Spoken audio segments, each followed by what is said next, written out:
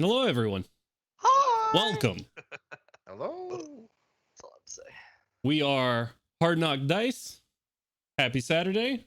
My name is Jonesy. I'll be your dungeon master for this evening. And these beautiful people around me are your heroes for the evening and my best friends. You mispronounced executioner. Wait, what? I don't know what you're talking about. Dungeon master? No clue what you're talking about. So, announcements before we hop in today. We are still raising money for Extra Life. If you don't know what Extra Life is, go check them out. They're a charity organization that raises money for sick and injured kids for children's hospitals across America. So we are raising money to help them out. We are currently at $1,300. If you look right here below me, $1,300 of our $3,500 goal. At $1,500, we're going to be giving away a digital copy of Tasha's Cauldron of Everything.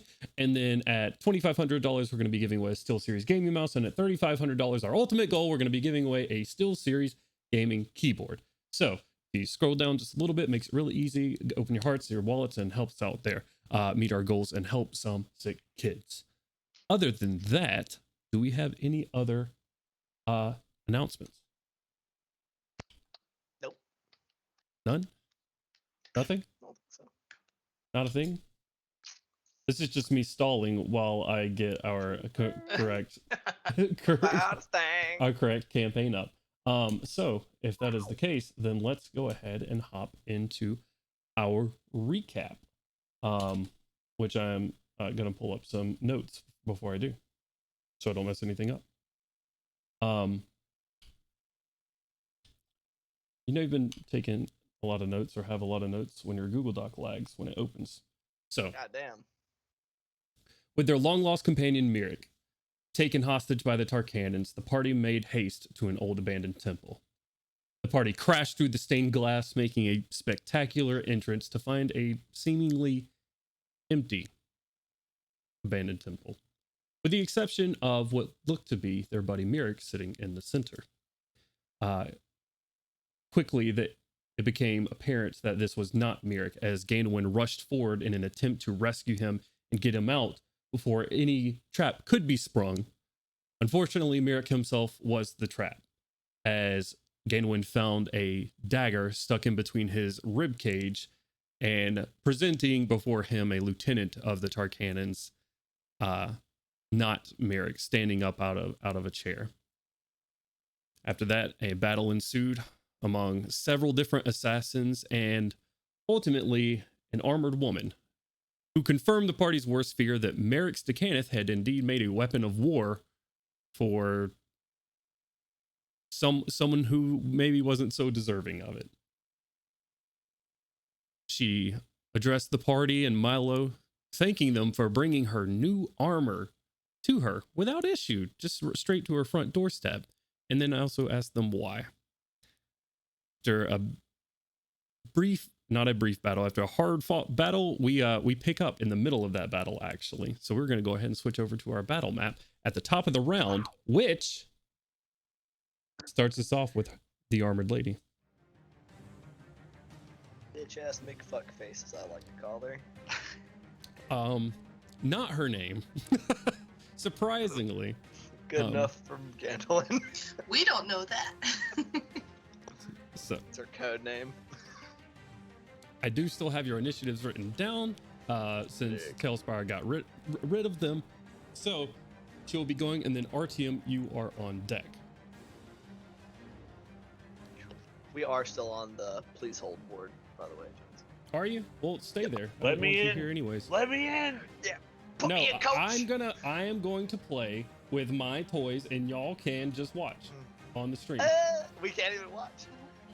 On the stream. Oh yeah, well Iron Man shows up and takes us to the right screen. There we go.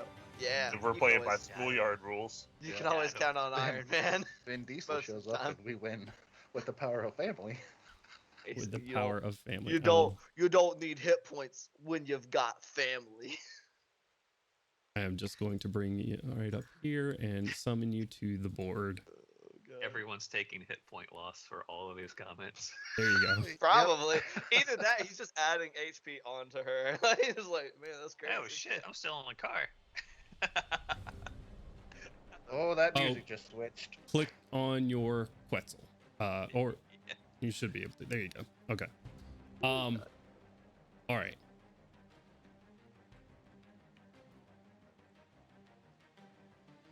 As we approach the top of the round where Thor is going, she sees her quarry behind one of her own, bruised and battered and on death's doorstep.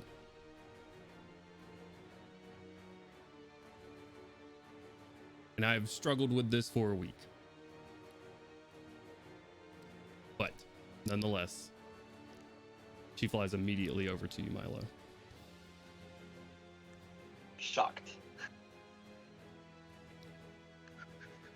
Turning towards you. If the roof would stop flying in front of it, messing up my dramatic moment.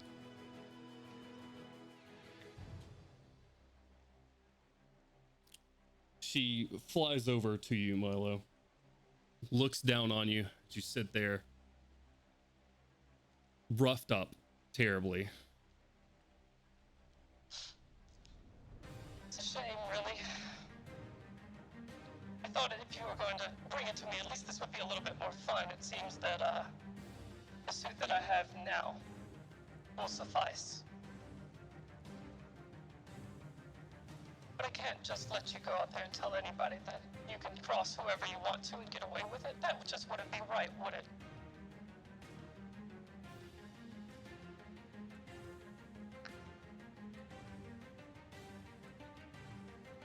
You feel free to respond if you'd like.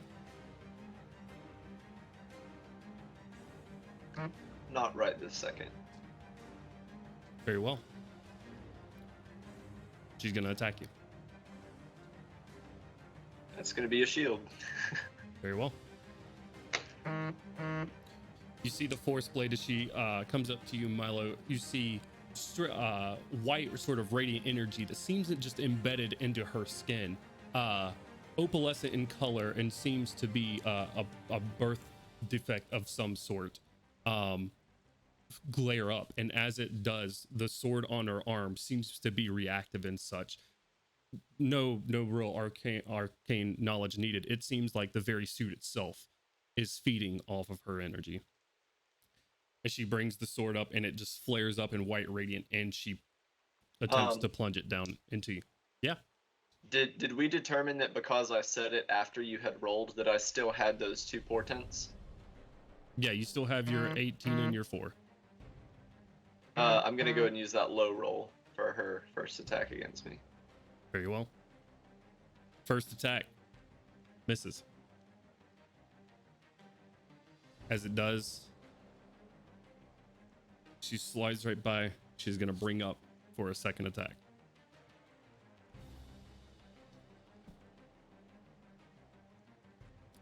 It is a 24 to hit. I am 90% sure that is a hit. Let's see.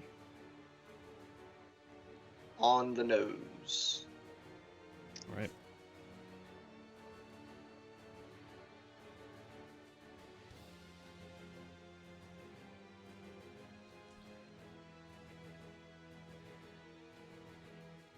You take 16 points of force damage. How's Milo looking? Milo is unconscious. Or your body can fall to the ground. You see these hexagonal plates covering her left hand. Her left hand is completely covered with this divot where she has been firing these radiant balls of energy at you, and the hexagonal plates fall back across her wrists and her hands exposed, and she grabs you by the armor. And you see jets on the forearm and elbow lift you up. And she's gonna bring you over to the edge, flying with your unconscious form, bringing you out here.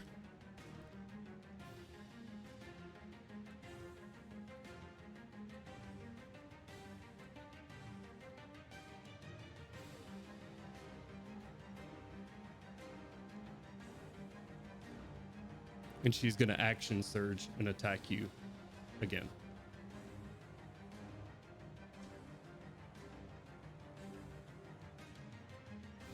She has 6 attacks. She is action surging. Okay. What's up? What's the confusion? Let me clarify it. Well, she attacked twice and then grabbed him. He's unconscious. He's It's not a unconscious. grapple. It's moving someone's. It's moving Okay. an object. It's like opening a door. Oh, I didn't know that's how that worked. Say 25 to hit Milo. Hmm? Let's say 25. I'm unconscious. I have no shield or anything. I don't think that'll hit. All right. Because it hits, that is 2 failed death saving throws. And she's gonna attempt to attack you again.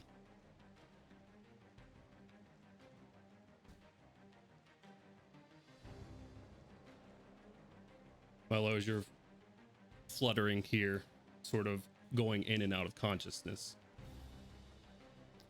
is there anything that you would like to say or any sort of memories that flash before Milo's eyes?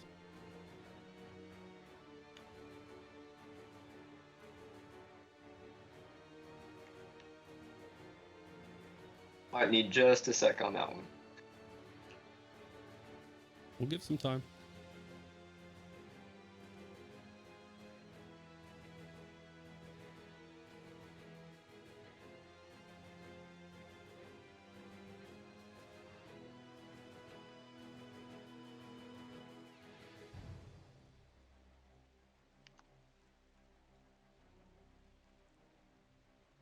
I'm gonna go ahead and say this is a fat yikes situation. That's what she would do. I was not blaming you or complaining necessarily.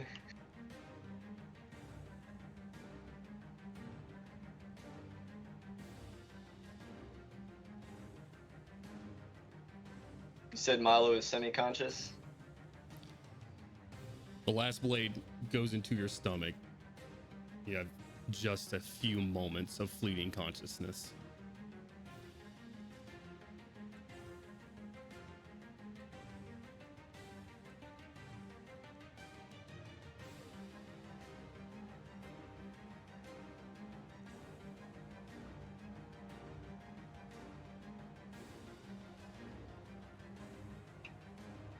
And this is a hard decisions kind of thing. Perfectly fine. No one's rushing you here.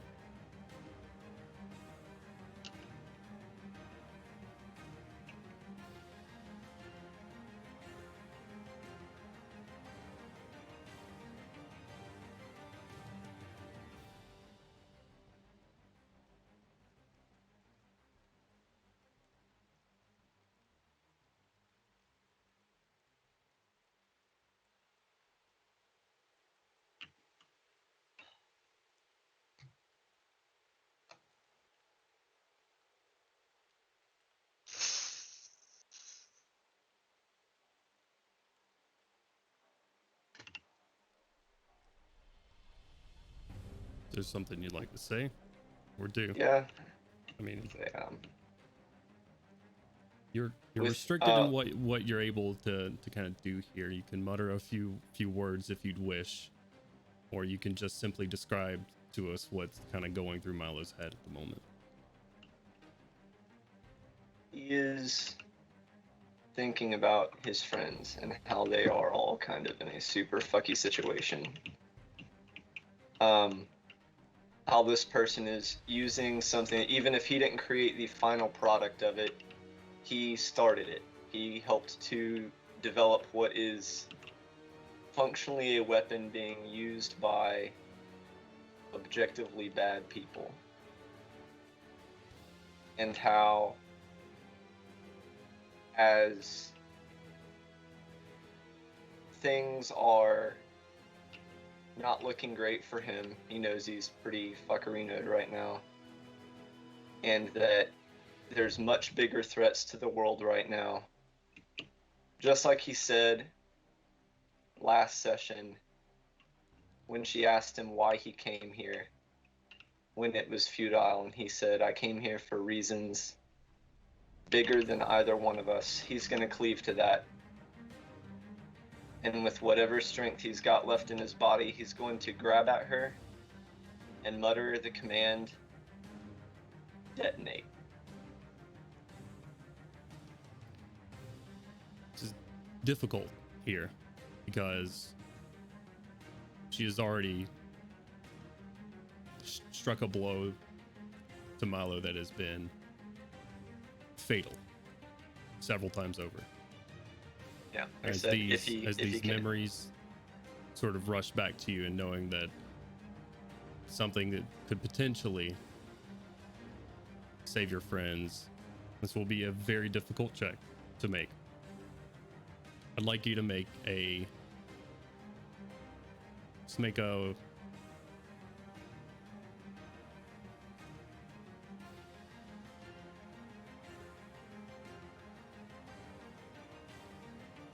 roll a d20. Could I use that 18 portent for it as his last resource? I'm gonna say this is bigger than class abilities. I'm gonna say this needs to come down to the dice.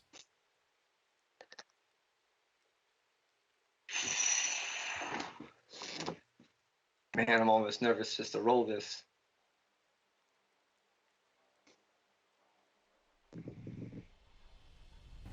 Will be a 17. Okay.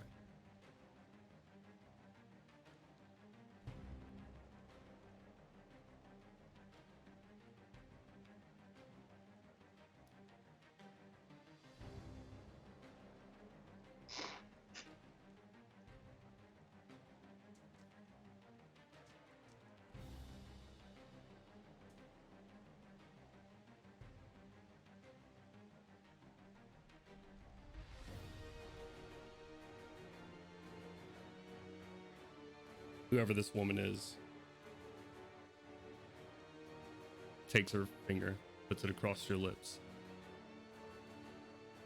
as you go to speak out for the last time. No. Don't ruin this moment for me. Just go into the darkness. She stops you from uttering the command word, and she drops you. Your feather fall token coming to play, and you landing on the ground.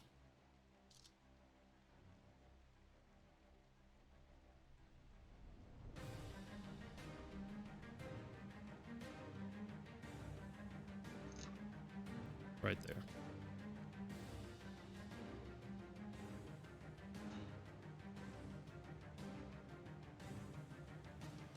Without hesitation, after she drops you, she looks around her and at her minions. All right, clean this up. I'm tired of this inconvenience. And that is going to end her turn. It's going to bring us to next to Artyom and Ganda when you are on deck. As I'll describe it for you since you are down there.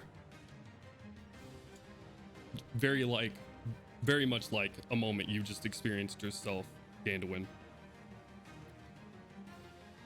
Instead, you see softly floating to the ground, just sort of limp in his armor, as Milo Artyom, watching this too in the air, clinking to the ground. And his armor that itself sort of opens, the seams on it falling apart as it just clinks right there beside him, sort of like just an open book as he hits the ground. Artyom, what would you like to do? Whoops. Did not mean to move that. I guess seeing all of that, and hearing what this lady's saying, I will say through the mental connection that Milo's down. He looks bad. as calmly as I can, and then I will probably. Hold on, I gotta grab my gear. Drop shape shift right there on the banister. You're gonna drop your Quetzal form? Okay. I'll delete it for you. What Okay. what are you doing next, so I know what else to put out? I'm not doing anything next. I'll be using the same form, but just my normal human form. Okay. I'll put you Trying right to there. drag it back over. Oh, okay. No, it's fine. I got you right here. Oh, I meant to land on the banister. Yep, that's perfectly fine. All right. That's my bonus action. I will use my action to cast Dispel Magic on her wing-looking features. On her wings? Her wings? That's what you're saying? Mhm. Okay. Give me 1 second. Need to see.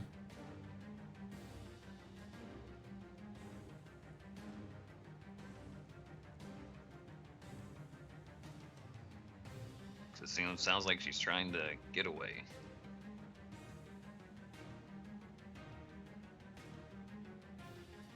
I need you to roll me a d20 plus your wisdom modifier, please. All right. That is 19 plus 5, 24 total. 19 succeeds. With items, Dispel Magic is different. Okay. The wings do go out, though. Okay. You see the jet streams coming off of her back start to falter under your Dispel Magic as she starts to descend. All right. And I'll kind of move up, I guess, a little bit to get right here. And since coming out of my form's a bonus action, that'll be my full turn. Okay. Any RTM's turn, Gandalin. It is now your turn. As haste ends on me because Mila has gone unconscious, I can't move or do anything. Just this wave of exhaustion falls over me, and the drone, I assume, drops out of my spinal column. It does. As you sort of recovering on the ground, coming just to consciousness as Kaushik has just brought you to. You come to, you give her a slight smile, and then the drone, you feel it lurch in your back and spinal column, feeling it detach from your skin, and the pain just absolutely stuns you for this moment. As you're sort of locked in, wondering what's going on. Surely Milo wouldn't have done that intentionally. You glance up and you see him clinking to the ground, and your eyes just sort of locked in on him as he's touching down, unmoving. Okay. Which is going to bring us to the assassins' turns. These three up here are still stun locked. This is round 5, I believe. This is round 4 of your minute on them, but they are currently still stunned. Yeah, and I casted it on second turn, so. Oh, yeah. Yep. All right. Gonna start from, those guys don't get a turn, but I am going to start from here, from the bottom, because there is still one left.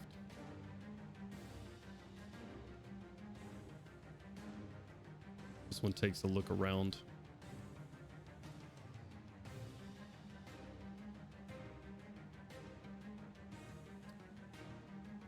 He looks at you, Ganowin and Kaushik, and then looks back to him. To the man with the scarred eye and in the suit. And he runs to him. And uses his action. 5, 10, 15, 20, 25, yeah. To down a bottle of something into his mouth.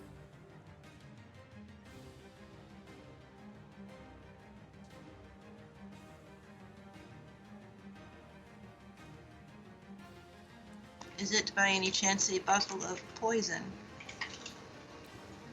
You would know Koshik, without any sort of roll, that this is a potion of healing I think. as he comes back to consciousness. Barely, but alive. Oh, God. I hit the Windows key. Sorry, guys. 1 second. Oh no! Okay. Ending his turn. These three up here are gonna start making their way over. So this one is gonna hop down. He should be able to see how far he is away from that.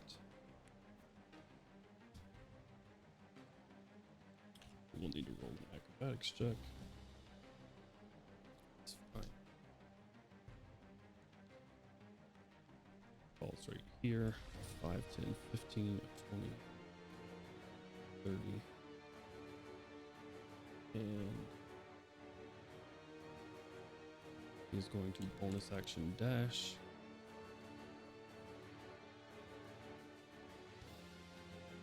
Actually, this is the newer one. This is the one that came from. Nope, they already used it. 5, 10, 15, 20, 25, 30. Put himself right there.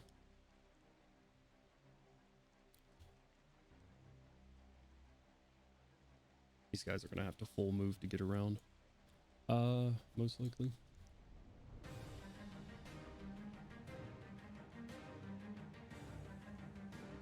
Yeah. 90 feet gets them in the fray. Gets him in the fray at the very least.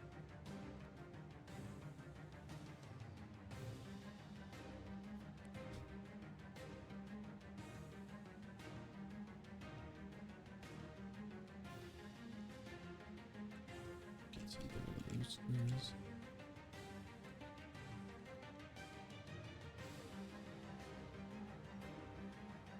Yeah, no, this guy.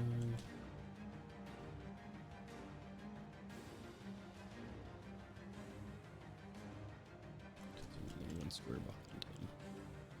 All right. And of those, only one gets his turn.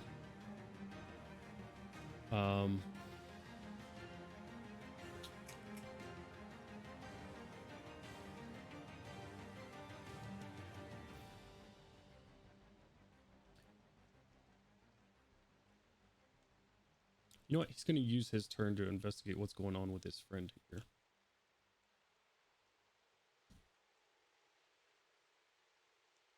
He has no clue.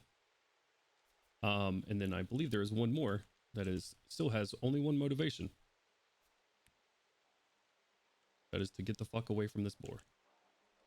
Oh god, I forgot about that dude. I forgot he was still down there trying to run away from Good luck to Bursty. him. That boar is Bursty's fast a as madman. hell. And he is going to go 90 feet to this door here. How fast is Bursty right now? He's fast. He's like 80 foot movement speed. I think it's 70. Bursty'd say, "Some." And that is going to end the assassin's turns, bringing us over to Melgrim. Before we get into the next turn, I just wanted to let you know something. Sure. My drone will remain alive and functioning under its own willpower for 3 days. All right. Since I'm no longer conscious, I will leave its actions to you, but its last command before Milo went down was to help Ganda win. So Okay. Very well. what that means, I'll go ahead and put in your hands. Sure. Yeah. Stock Flamingo, thank you for the follow. All right. Your drone, after debedding itself from your spine, Ganwin sort of crawls in front of your face, and with whatever little robotic might that it can, starts to try and help you try to get to your feet. All right. Melgrim, it's your turn, sir. What would you like to do?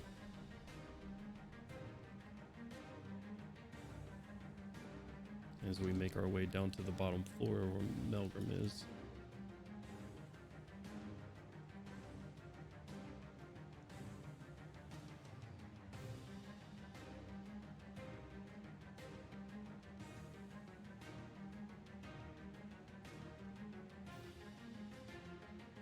All right. This is a fuck situation. Da da da da da da. Yeah, I think that's what I need to do. Elgrim, seeing this lieutenant come back to life, his immediate priority is going to be that now.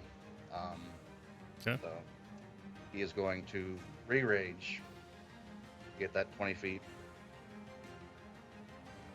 directly going towards him, and just going in for the attack. All right.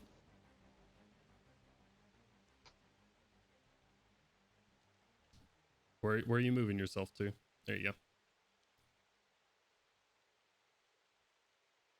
All right. Go ahead and roll an attack.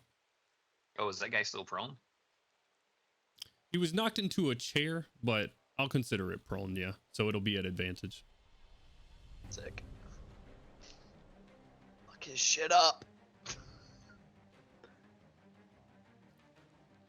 And stay down. He was, and I quote, sat down. So. All right. So first attack Go ahead. is a 29. 29 hits.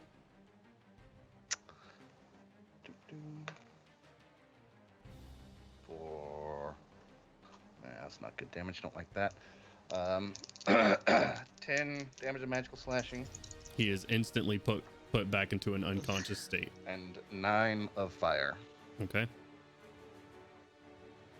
He is knocked back down.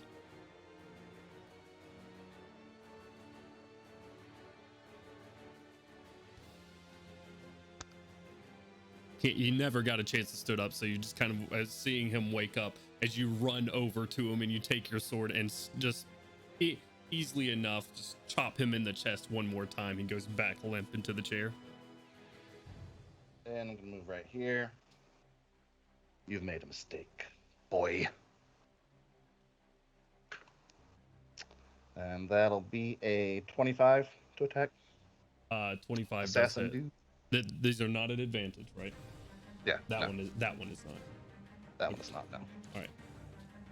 Give me 1 second. Let's pull up my list of asses. For 18 points of magical slashing. Okay. Hell yes. Nice. And 4 of fire.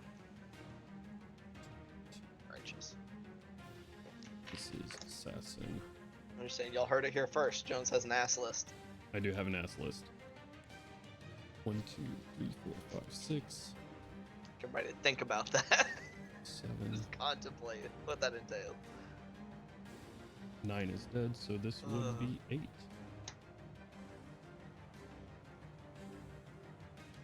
And with that,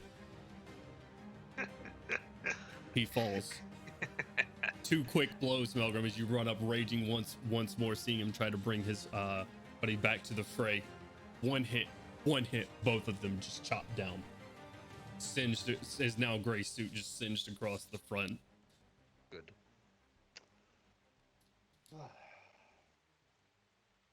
Anything else you'd like to do for your turn? All right. Is anyone else here on the ground floor yet? Or other than Milo? Other than Milo, Gainwin, and Koshik. Okay. Yeah, no, I'll end my turn there, and then over the mental comms link. Sorry, brother. I'll be up there next as soon as I can. I had to deal with that trash you just sat down again. All right. Ending Melgrim's turn is gonna be Koshik's turn. And then Gorham and Bursty, you are on deck. Koshik, what would you like to do? So I am going to hit myself with the Cure Wounds, Okay. first and foremost. And so that will be healing me for 18 points. Okay. Very nice. Heal. Okay. Let me click my spell slot. Okay, cool. And then I am going to, as I take off running for the stairs. I am going to send through voice comms. If anyone is able to get Milo's body out of here, there's nothing I can do for him right now, but we need to make sure his body stays safe. And then I'm just going to take off running for the stairs. And that's it. Okay, go ahead and move yourself to where you're going. Okay.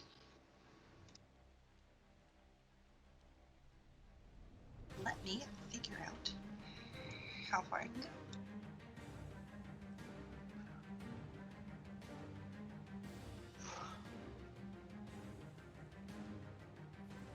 Jim, let's see, with you dispelling her wings. Sorry, Telspire is very difficult for me. No worries. Since falling is kind of weird, I'll say as when you did it, she immediately dropped 20 feet. It's right about there. How do I measure? You'll see a M tool at the bottom right of your screen, and then you can switch it to where you need to turn it to. Wait, did you say Wing Lady dropped? About 20 feet. Yeah. About 20 feet. Oh, she has like slow fall or something. It seems like she has something maybe like you guys do. God damn, everybody in Sharn not wanting to fall to their damn deaths. Including Screw you guys. So, feast and famine. I mean, I guess. All right. Do you see where you're trying to measure to? Yeah, I'm working on moving myself. If you want to carry on, that's the end of my turn. I'll get myself 30 feet closer to the stairs 30 in the feet. meantime. Okay. That's fine. Here, we'll measure it out real quick. 30 feet would get you right about there.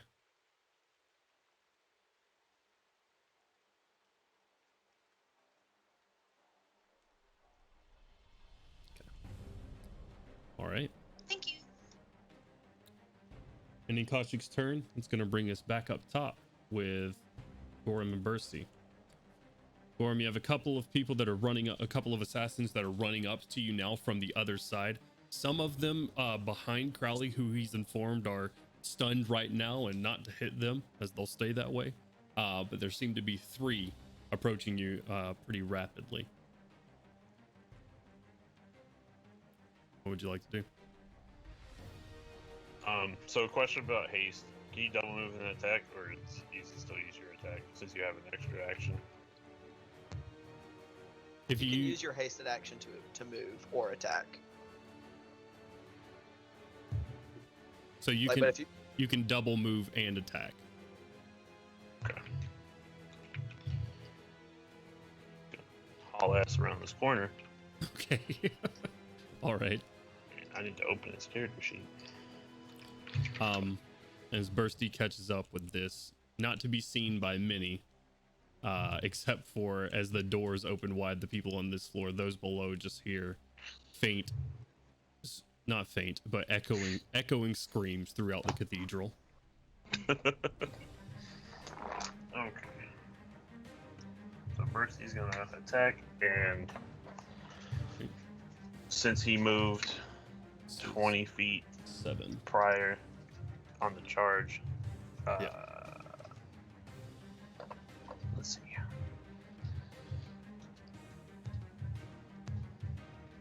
Okay, so if the boar moves at least 20 feet straight forward at a target and then hits with a tusk attack on the same turn, the target takes an extra 2d6 slashing damage. If the target is a creature, it must succeed on a DC 13 saving throw or be knocked prone. Okay. All right. Yeah. I'll say that'll go ahead. Go ahead and see if you hit. Probably not. Yeah, probably not with that 13 that he rolled. 13 just misses. His assassin just kind of, he's fueled by nimbleness and fear at the moment. Bursty makes a charge at him. I assume you're talking about the knocking on the mic or something. Yeah, I didn't know what that was. As Bursty charges towards the assassin, just filled with pure terror, he finds his way and tucks himself into the door. Bursty just sort of charges right by him, missing him by just a couple of inches, unfortunately.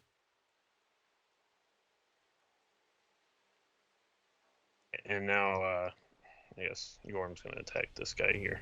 All right, the one that ran up to you. Yeah. That is going to be one.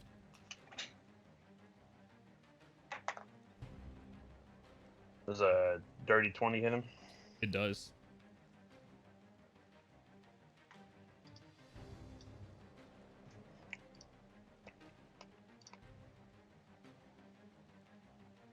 It's 14 bludgeoning damage. All right. Let me count real quick. That's Sorry. that one is a nat 20. The next attack. Okay. It absolutely hits. So this is number 3. So no smite, all bludgeoning. That's 26 damage on that one. Ouch. Okay. Let me do some math real quick. He is standing, but barely. As you take your hammer and just you hear rib cages crunch. And one more.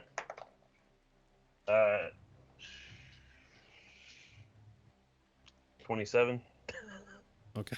27 hits. He had 1 hit point left with that, so I will say crunching in on one side, you bring your hammer around and just continuing on with the momentum, sort of like the reverb back, and swatting him off to the side. His limp body just sort of crumples behind this other guy, and he is no more.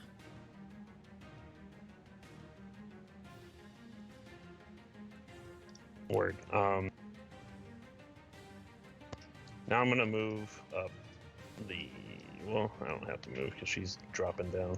So I'll just move up to this guy now. Hello. Okay. You're next, buddy. See what You're next. Sort of looks back to his friends and brings his blades up to attack you next round. Looks over to his friends a little bit worriedly, but looks over and seeing them so close is a little bit reassured. All right. End your turn, Gorham. Indeed. All right, Crowley. What would you like to do? I'm going to use my spirit tail to attack this guy beside me. Okay. Since I'm still trying to maintain concentration, so I'm just going to hit him with Tail of the Renowned Duelist as I pull out my rapier and I make an attack, a spell attack. All right. Yeah, go ahead and roll. Ooh, 27. Just misses. No, 27 Okay, yeah. absolutely You know, hits. I've been off my game lately. It's understandable. All right, You know. tell us what we see as Crowley calls this sword or this duelist first. Fourth. I'm gonna say that the guy that just died, his spirit like pulls up and wraps around Crowley as he moves his sword in a similar manner and just stabs at the guy. And then and Crowley says, "You're always bad at your low parry." And let's roll some damage, I guess. You know, Yes, we don't please have do. to. Please do. So it's 2 rolls of my inspiration plus charisma damage. All right. Could be anything. It's only 11 damage. but 11 it's good. damage. I feel good. And then Go ahead. bonus action, I'm gonna do another Tale of Spirits. See Okay. what happens next. Roll it up. What do we got? Oh man, we got a 3, which is Tale of the Beloved Friends. Oh, this is gonna be great. Don't even worry about it. Next round, we're coming to it. Okay. And that's gonna end my turn. Okay. The mental damage more so the problem for this guy as he sees his friend, or at least a visage of his friend, ripped from his own body and stabs forward towards him. Then recalling a spirit tail. All right. Ending Crowley's turn. That's going to bring us to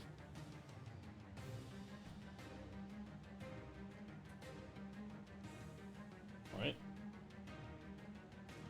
Ending Crowley's turn. That's going to bring us back to the top of the round. And this is, need to keep track of this. Round 1, no flight. She falls on her turn 60 feet, I believe.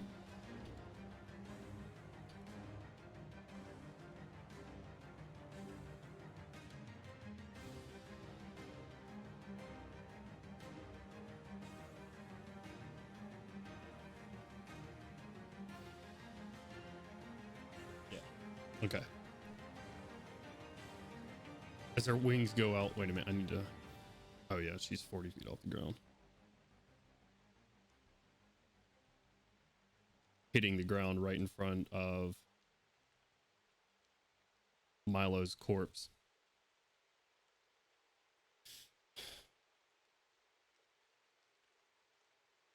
Looks around, frustrated that her wings aren't working.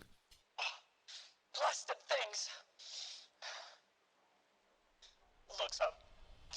I have to go in between the two. She looks up at you, Artyom, trying to find the source of wherever her wings aren't working. Tries to shake them back on to no avail. Surveils her surroundings. And Melgrim, you see as she whips her head around to see whoever this person is that you have since sat down one more time in the chair. Just under her faceplate, you see her lip just quiver in almost a rage-like sense, and she walks up to you.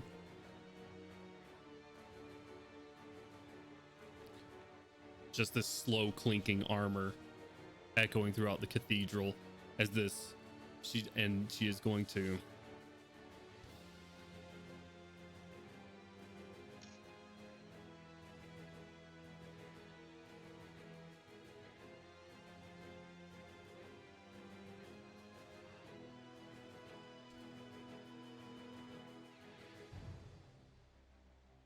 no, she's not gonna do that yet. She's gonna attack you twice though, and she brings this force blade, and you see it flare up with energy once more, and she's gonna make two attacks at you. It is a 22 to hit on the first one. That hits. All right, and yeah, that's a 12 and so 22 and a 24 to hit.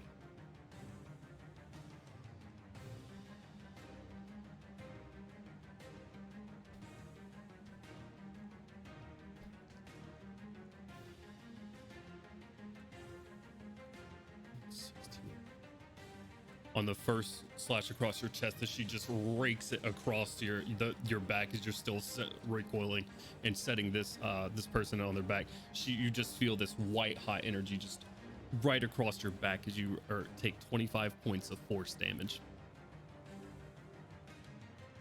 And then she's gonna make her second attack. Oh, I'm sorry. She already made the attack. I need to roll the damage. So that's 25 points of force from the first one.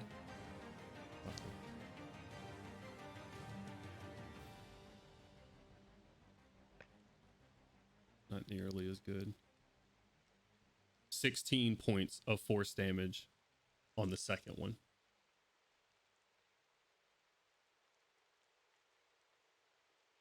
No, she's gonna do it. She can't fly. She looks around. She uses her bonus action, and as you sort of recover from these blows that she's left across your back, and these things are just searing into your skin. It's like it's not even metal. Your blade is hot, but it leaves singe marks. The marks across your skin just have no marking. There's no charring. There's nothing. It is just where skin once was, it no longer is. As it just sort of disintegrates whatever is under its blade. And she takes a bonus action, reaching her left hand up to her chest, where you see just a circular looking imprint on her chest. And she turns it counterclockwise as you see the entire suit just sort of surge with energy. These hexagonal plates just sort of fluttering a bit. And once more, being this close, or not once more, but being this close to her, you see this white glowing birthmark glow even brighter as energy is absorbed into the suit itself. She says nothing at the moment, and that is going to end her turn, bringing us around to Artyom, and then Gain when you're on deck. Artyom, what would you like to do? I am going to. Well, you know what? I'm just going to stay right there. I'm going to cast Polymorph on Gandalin. All right, what's the Turn range him on into Polymorph? 60 feet. 60 feet.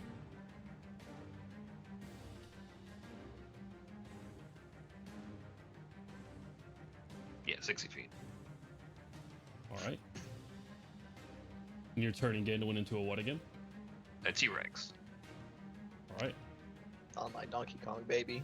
Gandalf, would you like to roll a wisdom saving throw? No. Okay.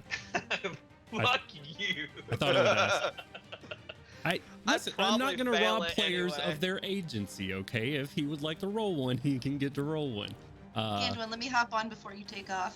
You're right on your back. I Did can't you use fly. Did you use your bonus action last turn? I didn't. Okay. I had no one to use anything on. Nobody was near enough to me for me to do anything. Your Your spiritual weapon. It's just sitting in the same place as it was. Oh, okay. That problem was quickly sorted out by Melgrim, so. That's I- very Yeah, true. he had already done it before I could do it. Now you can get the real coup de grace this next time. Just get that last death saving throw out the way. Okay. The Being final elevated bonkening. off the ground by a bit, Gandalf sort of still laying prone. Artyom reaching out your hand, typically casting this magic on yourself. You hit Gandalf, you feel just this primal rage start to build up. A rage that's probably always been there. And you just look over to where Mirek was ferried out of here by Artyom. And as you do, you start to grow. And you are currently a prone T-Rex, but a T-Rex nonetheless. Wait a minute, I have to see something real quick.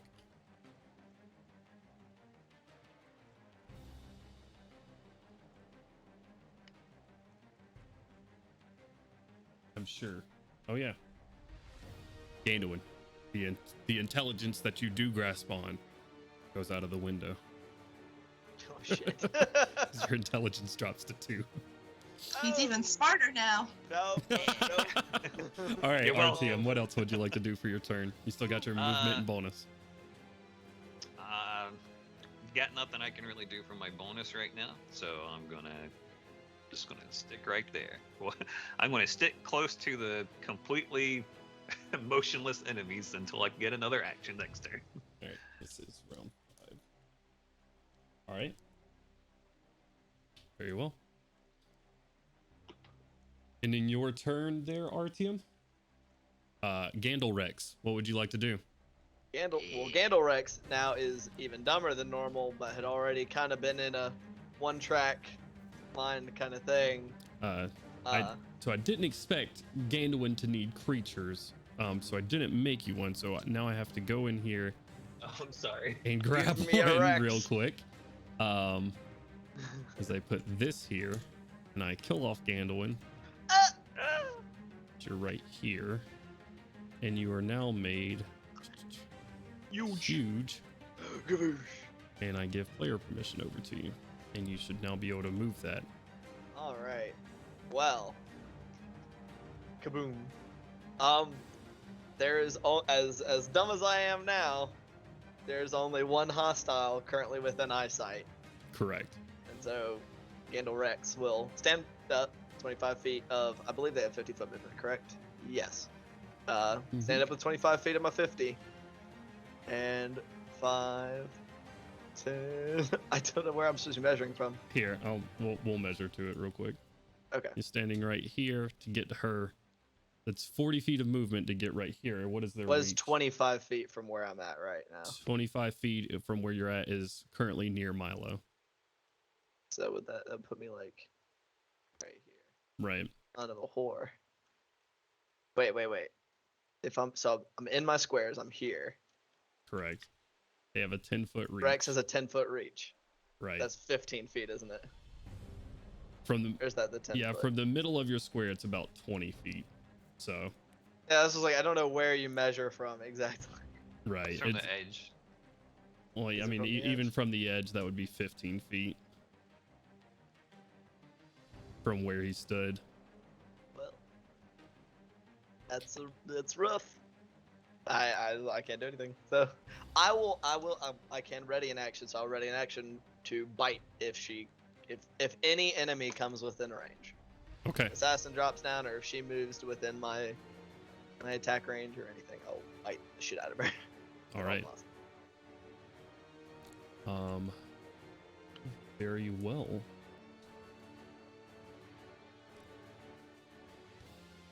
That end your turn there, Ganduin? I currently don't have any bonus actions I can do as a Rex. Okay.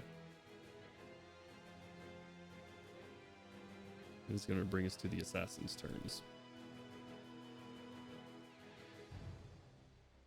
There is one that I'm going to put at the top of the initiative because of his circumstances, and he is very scared.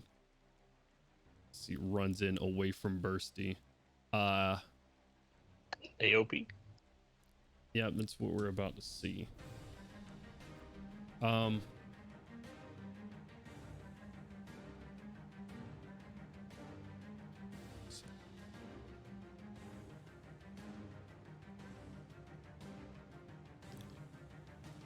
Yeah, go ahead and make it. Because he's going to use his bonus action to dash. Let's see.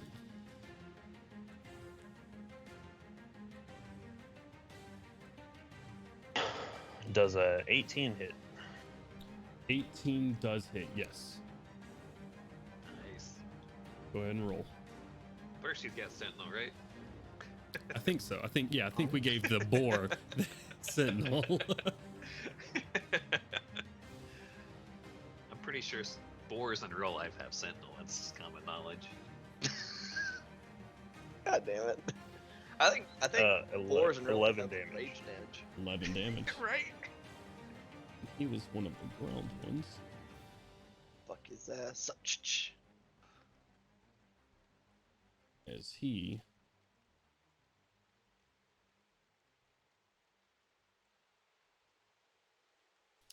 as math is hard, Bursty just sort of gores up his leg as he starts running away from him even more, catching him, missing on his initial attack, but as he sort of as his ass slides around the corner, being able to correct and just gores up between his britches. I stopped measuring for some reason. He's gonna get to move 60 feet, and he is gonna do so right up there. Boom. Oh, shit. I gotta write down my T-Rex health. 136. These two, I'm gonna give them acrobatics checks to see if they can do this.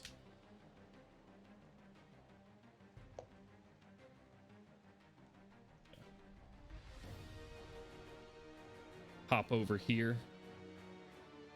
1, 2, 3, 4, 5, and here. This one is also going to make an acrobatics check.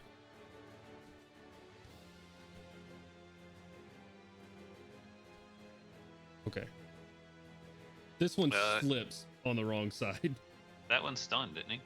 No, he is not. He is not one of the ones that was stunned. This one just ran all the way over. These three, 1, 2. Wait a minute. Was it that one? Yeah, the guy in the Yeah. banister. He is. My bad. Okay.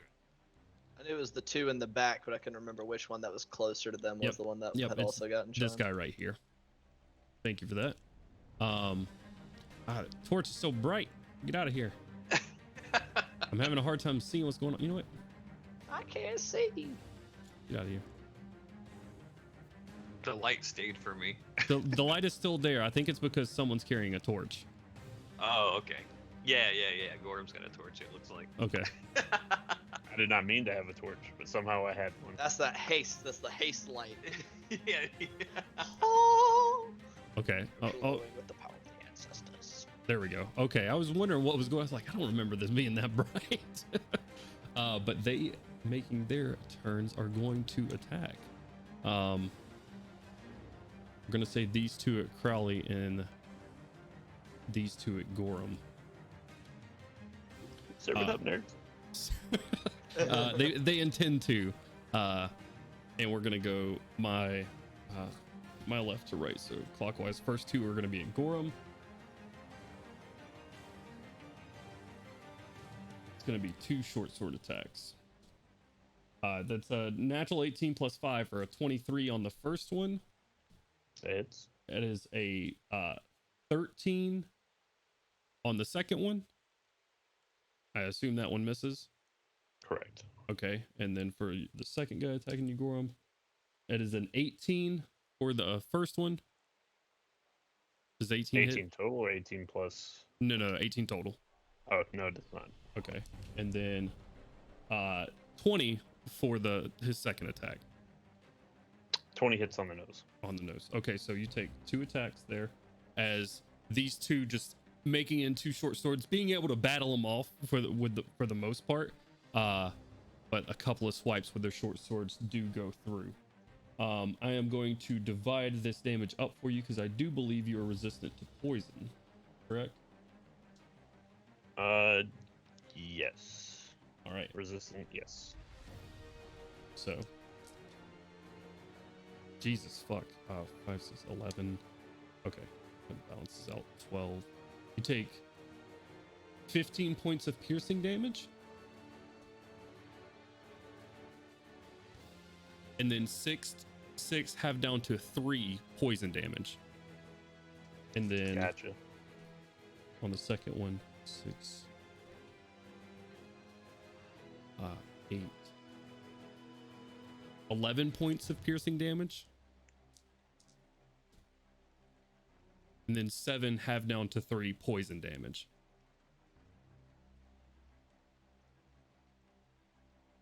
What was the second piercing damage? Sorry. The second piercing damage, oh geez, I'm not writing them down as I say it. I believe 11. 11. There's 11 and 11, that's what I thought. Okay. Yep. I just wanted to make sure. I was rolling stuff. Yep. Concentration. Oh God.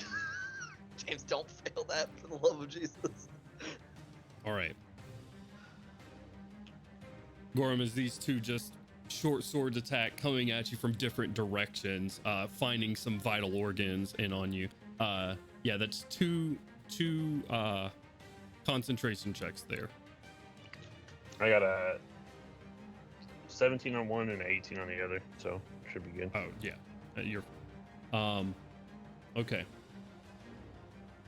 Then 2 at Crowley. I'm sorry guys, I'm trying to keep my mind straight here. You're good, buddy. I don't know about y'all. I don't know if it's hot in here because I'm stressed or because it's actually hot.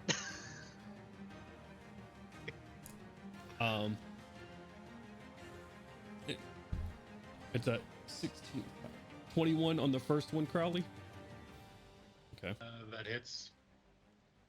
it's a natural 20 on the second one. Okay. That's an 8 on the third one.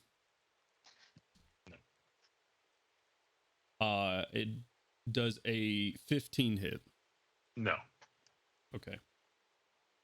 So the first guy hits you with 2 attacks that are just detrimental, and the second guy is flailing for some reason. As you take, this is going to be the non-crit first. Can I ask real quick how far he is up from me? Like how far my distance is from Crowley? Unfortunately, you Too don't far? have line. Well, it is too far as this is about 60 feet off the ground, but you don't even have line of sight to cancel it, I unfortunately. got elf eyes, boy. I can see everything. The elf eyes can't see through stone, Do unfortunately. you think? I know. elf I eyes, know. you As know a, There are cracks in that stone from Milo earlier. Thank you. It's too far anyway. Sorry, Crowley. I Four. thought about it. I'm okay. All right. I forgot all the numbers I just rolled. No, I didn't. I forgot the last one I rolled. This 4 is 8, 11 points of piercing damage on the first one, with 9 points of poison damage. And it comes a moment to where I have to make a ruling here on poison on crits, because we've talked about it before and I've never didn't think that it would become a thing, but it is now a thing. If it becomes a thing, let's see.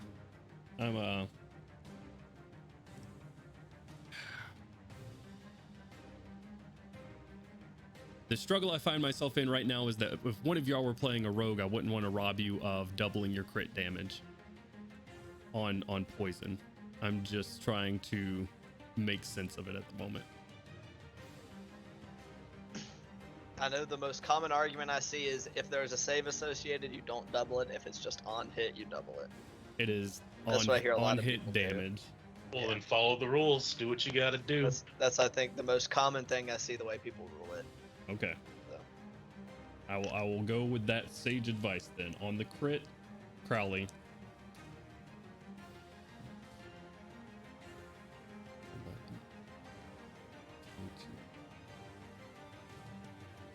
You take 25 points of piercing damage Mm-hmm. and 10 points of poison damage. Yeah, I'm still up. Okay. All right.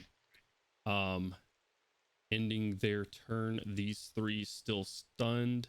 That one has been sat down. That is going to end the assassin's turns, and that is going to bring us to Melgrim.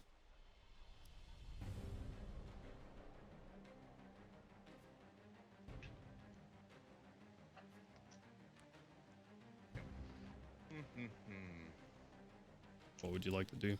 Alright. Not knowing if this lieutenant guy is dead for sure or not, I would like to lop his head off. Okay. All right. Yeah. And make an attack at advantage.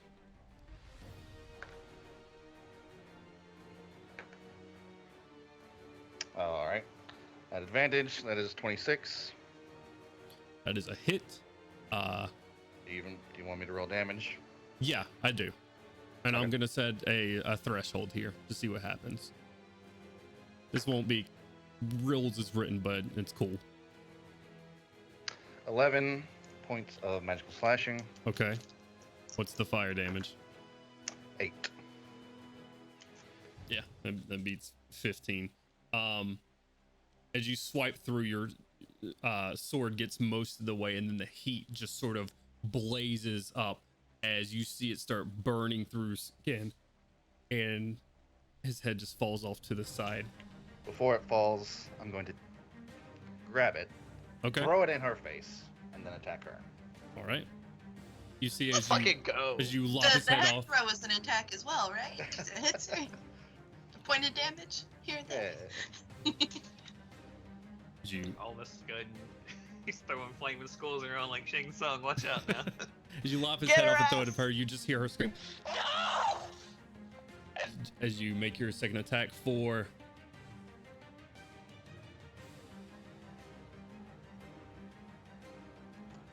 That is a natural 20.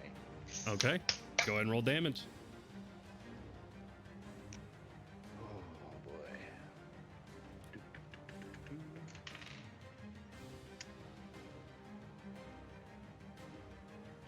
8.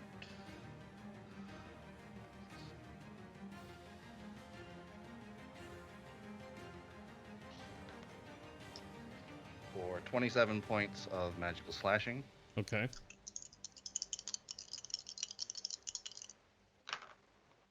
And 12 points of fire damage.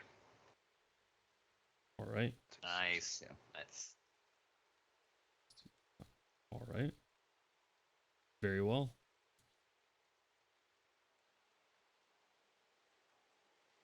Anything else for your turn? Just spitting in her face. Probably blood. Spit coming out. You have made the worst mistake of your life, bitch. She looks over to Milo's body on the floor, glances up at the Rex, looks back to you.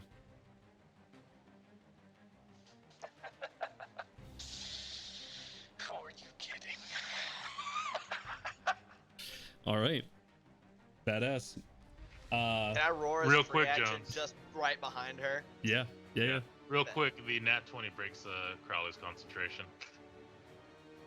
Okay.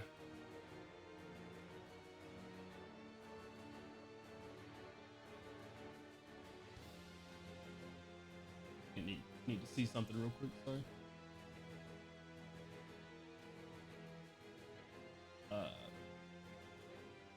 What's the name of the spell again? hypnotic pattern. Hypnotic pattern. Thank you. I couldn't get dissonant whispers out of my head. I've been struggling to remember hypnotic pattern the whole time. This whole session, I keep trying to remember what spell he's using. Need to see if they have any other after effects. Yeah, it's like haste. They lose their next turn. I mean, I don't know. I wish. Or I if someone else I'm uses not sure. Okay. All right. Very well. Those 3 are currently unstunned up top. Oh, I forgot. I don't know if this matters, but with the second critical hit die, I forgot to add in my +9. Okay. So 9 extra damage. Yep. All right. Did you make it brutal? Yeah. That was the Crit. critical crit high. It Sorry. hit as a 10. I just added 10 to what was the other dice doubled. Hell yeah. Okay. All right. I have to move to a different sheet of paper because I have so many numbers written on this one. All right. Badass Melgrim, take a point of inspiration. Or take inspiration rather, because that was cool. Milo, as you're sort of drifting through space, time, and everything's just kind of dark for you. Memories flashing through your head as everything just sort of goes dark after a moment. And Milo is coherent enough to know that surely this is the end. You find yourself once more standing in front of a table across from you, looking into the darkness and just seeing a figure. Not even seeing their form, you see silhouettes of 2 hands just sort of taking dominoes and knocking them back and forth in between their thumb and pinky. That is going to be it for this turn, though. Kashik, that's going to bring us around to you. All right, here in the calamity that's going on behind me. Okay. I'm obviously gonna turn back around from facing the stairs to see that she's dropped. Mm-hmm. And I'm gonna look over at Milo's body, and tears are gonna start streaming down my face as I stomp forward about 5-6 feet so that I'm within 30 feet of her. Okay. And I am going to Toll the Dead.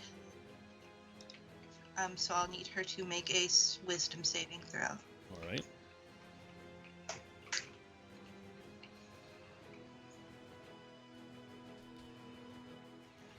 That is a 16 total. She fails. Okay. And so let me do the dice. She's taking damage now, obviously, because Malcolm just Very much so. beat a ass, Seabass. Roll. So she will be taking 16 points of necrotic damage. Sheesh. Okay. And with the sound of the bells that are ringing in her ears,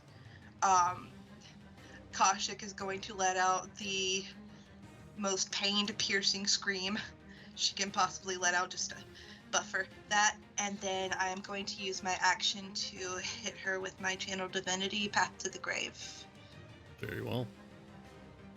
And I'm going to continue sobbing as my turn ends. All right. I will not ask you to roleplay the scream just for your neighbor's sake. Okay. Fuck my neighbors. I'm just kidding. All right. This pained scream falling out, just her hearing that you see her reacting, just sort of looking around as you sort of walk forward, and this black necrotic energy just swirling around your head as you scream. And as you do and use your Path to Divinity, just small droplets, probably indistinguishable to you from tears, as droplets of blood form on either sides of your eyes and stream down your face. All right. Hold on, Jonesy, actually. Okay. I was mistaken. My Toll the Dead is not a bonus action. I thought it was a bonus action. You got your spiritual weapon right there. I'll say you can move that and hit her with it, and we'll just call it even, if you're okay with that. Yeah, that's fine. Sure. Yeah. Sorry about that. No worries. I'm not a big deal. It was cool as shit. So we're gonna move that right over there. All right. Very well. Ending Kaushik's turn. That is going to bring us back up top to Gorham and Bursty, and then Crowley, you are on deck, sir. As we take a trip back up to the top floor. I love this so much. I love the 3D of what is going on. It's a pain somewhat, but it's still cool as shit. Right. All right, Gorham and Bursty, what would you like to do? Okay, so Gorham's gonna look around and see that the situation is fucking not great. I will describe this to you, Gorham. As you see, you and Crowley are surrounded by 4. You see this one up top that had been currently just sort of staring up and like slobber coming out of his mouth. Gets a hold of his senses and turns to you.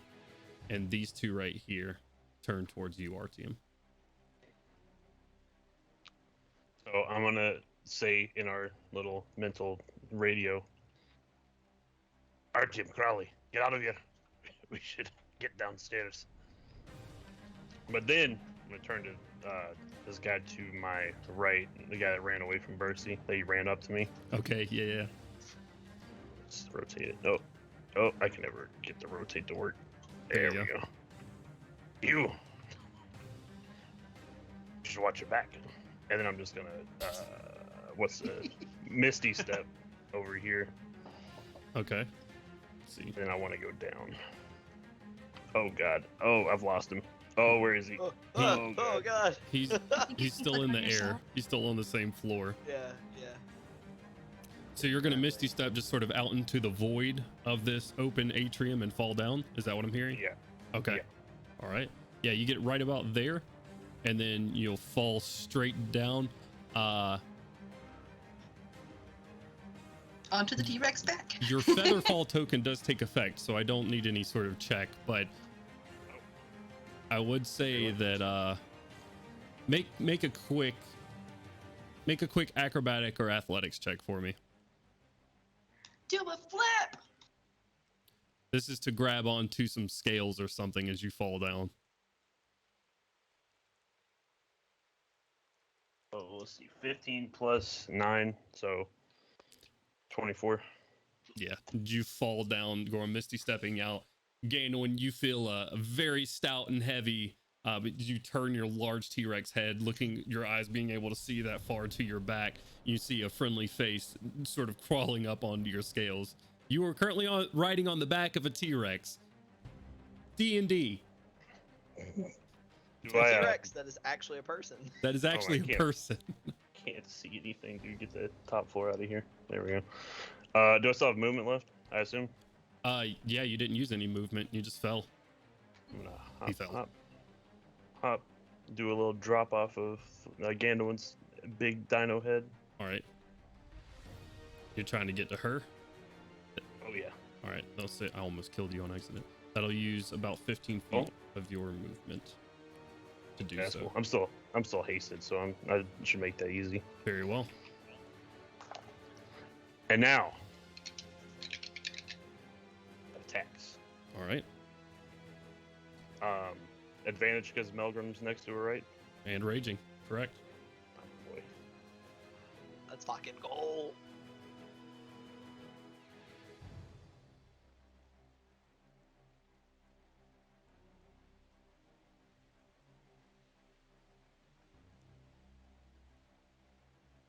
$22, 13 plus 9. 22 just hits at this moment. Okay, so and she has passed to the grave, correct? It is double the damage. All of it. We're gonna Flat. smite. Flat and everything. Okay. We're gonna 3rd level smite. All right. Roll it all and double the total. All double total. Okay. Crit, James.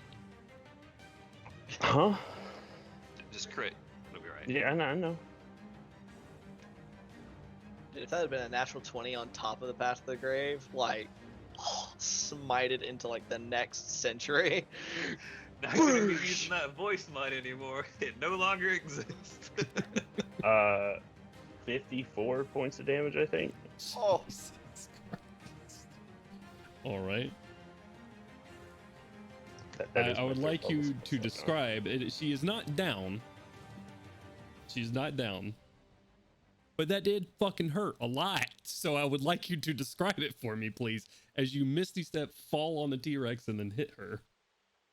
Okay, so I land on Gandalf's back, run, do a little hop off his little snout, come down, kind of seeing where Kashik's magic is kind of like pooling, I guess, and like what would be a weak spot or whatever, and then just right on her on the tip of her helmet, and then you just see the holy magic kind of like wash over and just hurt a lot. I'm gonna add one more thing as you do to anybody else that would see this. As you come down off of the back, Ganwin, you giving a little nudge up with your Rex nose to give him an extra couple of feet, and you bring down the holy energy just starting radiating off your hammer. Ganwin and Melgrim and everybody else, you just see this sort of like thick dwarven arm form back behind, made of just blue ethereal energy, back behind Gorham's hammer as it comes down and just crashes into this armored person, knocking her helmet just clean off.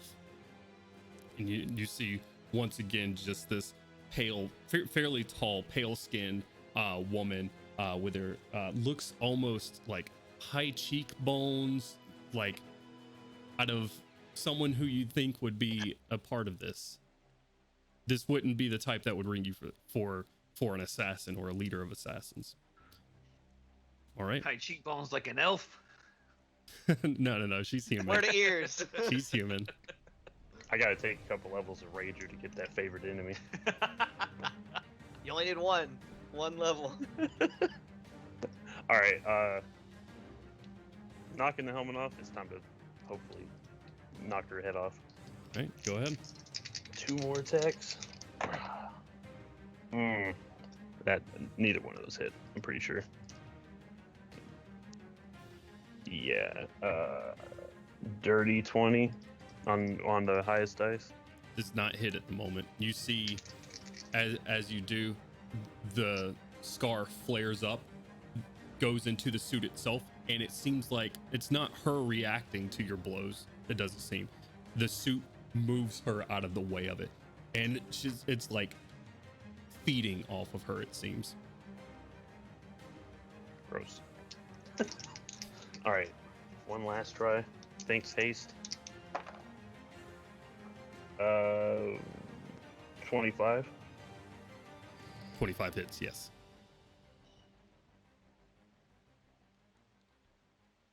So we're gonna second level smite on that one. Okay. All right.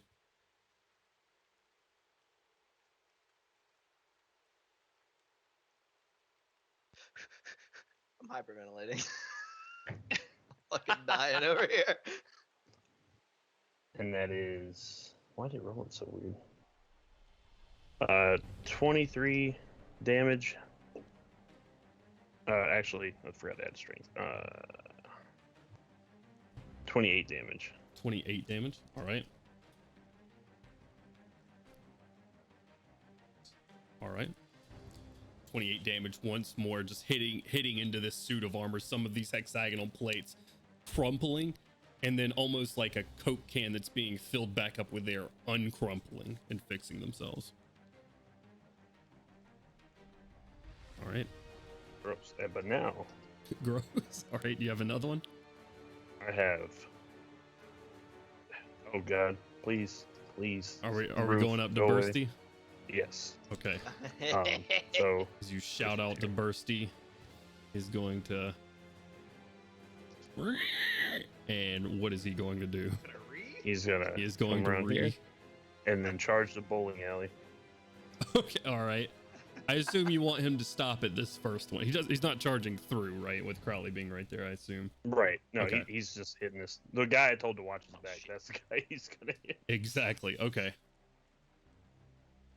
Which Crowley, you would see. Gorham has disappeared off the edge here, but Crowley says as he disappears in front of him and he's looking for where he goes, sort of slowly reacting to the watch his back comment, and he hears hooves running up behind him. And what's the attack roll? First, you can't roll for shit.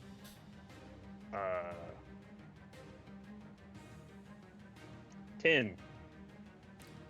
Unfortunately, with a just sidestep, Bursty not being able to find him, you gave him a heads up, so he finds Purchase and just sort of twirls out of the way of Bursty. So, Bursty didn't double move, so he can attack again with haste, right? Yeah, it would be another attack action. Almost forgot about that. Go for it.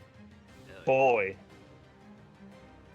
I don't know if that's a good or a bad boy. 11. No, Bursty, why? Bursty, what the fuck? Bursty, without you by his side, is a little bit less confident here, trying to run up, and he sees all of these guys sort of surrounding Crowley at the moment. A little bit less confident, a little bit shaken without you there, but stabilize, like recuperates and braces for the next round. Anything else for your turn, Gorham? No, that's it. All right, Crowley. Your situation has become somewhat dire, and your physical safety is your physical safety is in peril at the moment. What would you like to do? Crowley's gonna tilt his head and say, "He did tell you to watch your back," and then he's gonna bow and dimension door away. Okay, where are you dimension dooring? Yep, 500 feet out of the building, out of the fight. Bye. No, I'm kidding. I got immensely sad at that moment. I'm not gonna lie to you. Man just goes, sayonara. All right, He said, not my circus, not my monkey. where is Crowley going to? It can be Alright, anywhere so- that you've seen within 500 feet. Yeah, I'm moving 30 feet away from the lady downstairs to the left of the action going on. I'm just gonna drop you down there. I'm just gonna follow you. Yeah, thank you. Yes, that's appreciated. And I'm just gonna move myself where I would like to be. Yeah, it's 500 feet. You can be practically anywhere in this cathedral. I think it's Isn't this guy dead up here? Yes, Pretty sure. yes, he is. Get him out of here. I didn't kill him, but Question mark, where's the guy in the suit's body?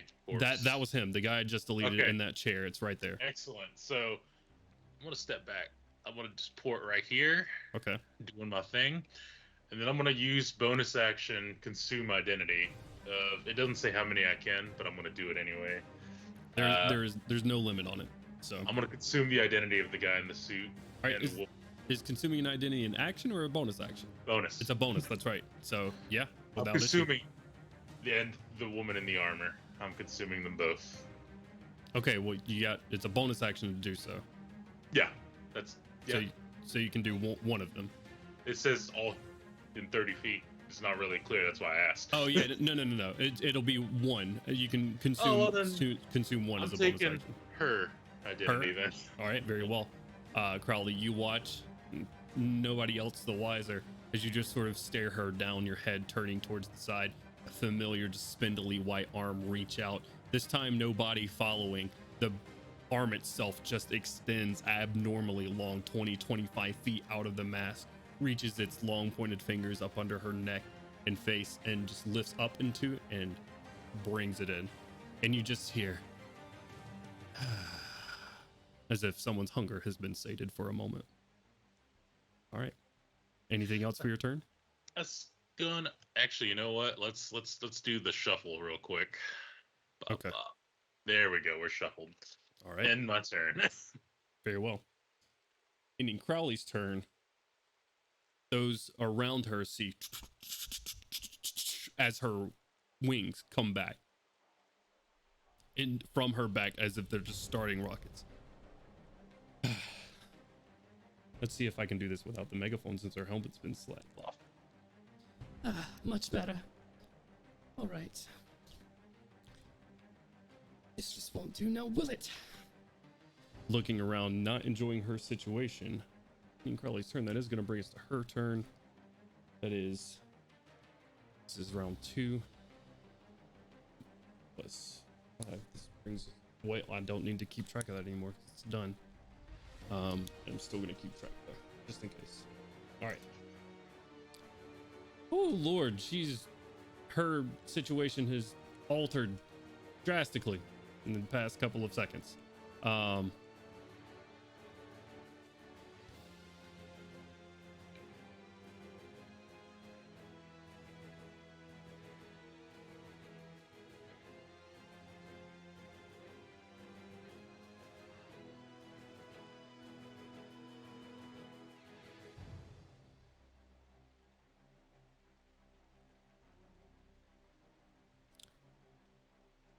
Using her boots, she is going to move 60 feet. Flying by you two, 1, 2. Did she Flying. enter my threatened space? Catch your Gandalf. She does. I did ready in action. Go ahead and use your reaction. By the time she's entering it, would I still be gaining advantage from Gorm or Melgrim raging her now? No, because you're not in. Okay. I figured not, but I just wanted to double check. Yeah, I would say she's not in range, but Okay. go ahead and roll. That is a 13 on the dice for a total of 23. 23 hits right now. Yeah. Okay, A, she's grappled Yes, and she is. So incapacitated she does not as move. I just whip up my giant T-Rex head around and snap her in the air. She's incapacitated or just grappled? Grappled and restrained. Restrained. Okay. She is restrained. All right. She is affected by restrained when she has been bitten. All right. 12.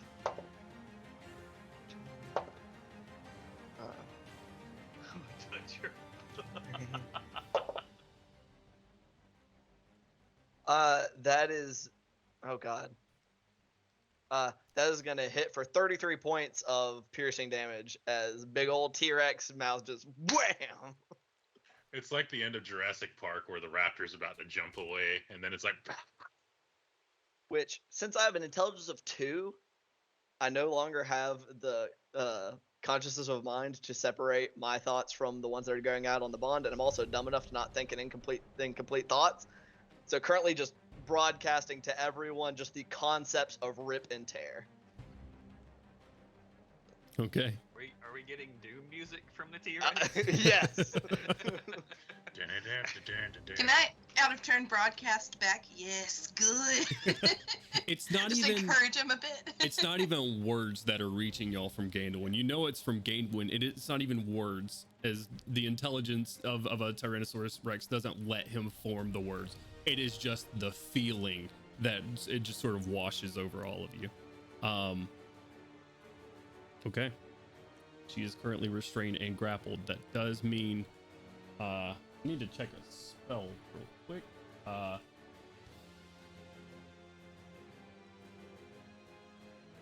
Sorry guys, gotta go through a couple of stuff. Let me look and see how I can get out of this, says the DM. Nope. T-Rex No. still have swallow, This- right? this I can't isn't- swallow her. No, Yeah, you can't can't. swallow, unfortunately. It's some bullshit. But I can try keep though. biting. I can keep biting her though, so good enough for me. Chomp her into manageable, swallowable. You gotta pieces. keep chewing until she's unconscious. I'm gonna give her the dog head shake. Melgrim, Gorham, and Gandalf, you have her in your mouth. These boots are flaring up with fire. All of you take 6 points of fire damage as she makes her way through. And that has drastically changed her plans as of right now. But she's, Glad I moved behind the pillar. she is going to use her action to attempt to break this grapple. Okay. It's not a contested save. It's just DC 17. DC 17. Okay, she is going to use acrobatics. Just so you're aware, she has to roll a natural one. Noted. That is Roll a natural 1. it's a natural Do it. 19 for a total of Okay. 34. Fair enough. Yeah. Being able to grapple her on and her wings coming back and this fire just filling up your mouth, she wrestles herself from in between your teeth, the metal clinking up against it, hurting. She's sort of I'm gonna say she's flying right now because you did. Whoa, where'd you go? There she is. You did kind of rip her out of where she was going into the air, into your mouth, flying right here. That's her action. It was some of her movement.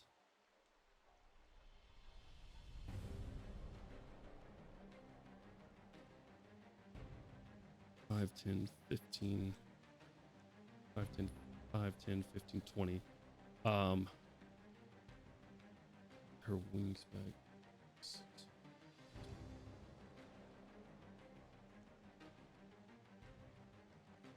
She's going to move an additional 40 feet up, flying. She disappears into the ether for me. She is not in the brick though. She's right about here.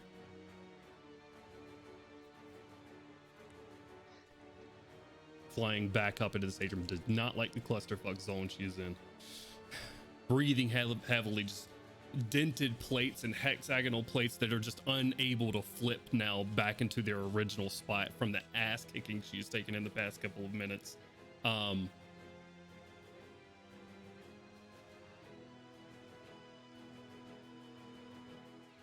She's gonna go hard. You see Artyom as she flies up here, uses her bonus action to reach up to her chest once more and turns this circular device in her chest as the plates are now radiating this white energy from underneath. And she just lets out this just scream of what it seems like pain, and as it does this. And she's just breathing so heavily, and being this far away, it's weird. It's the armor itself seems to be feeding off the energy of this mark on her neck.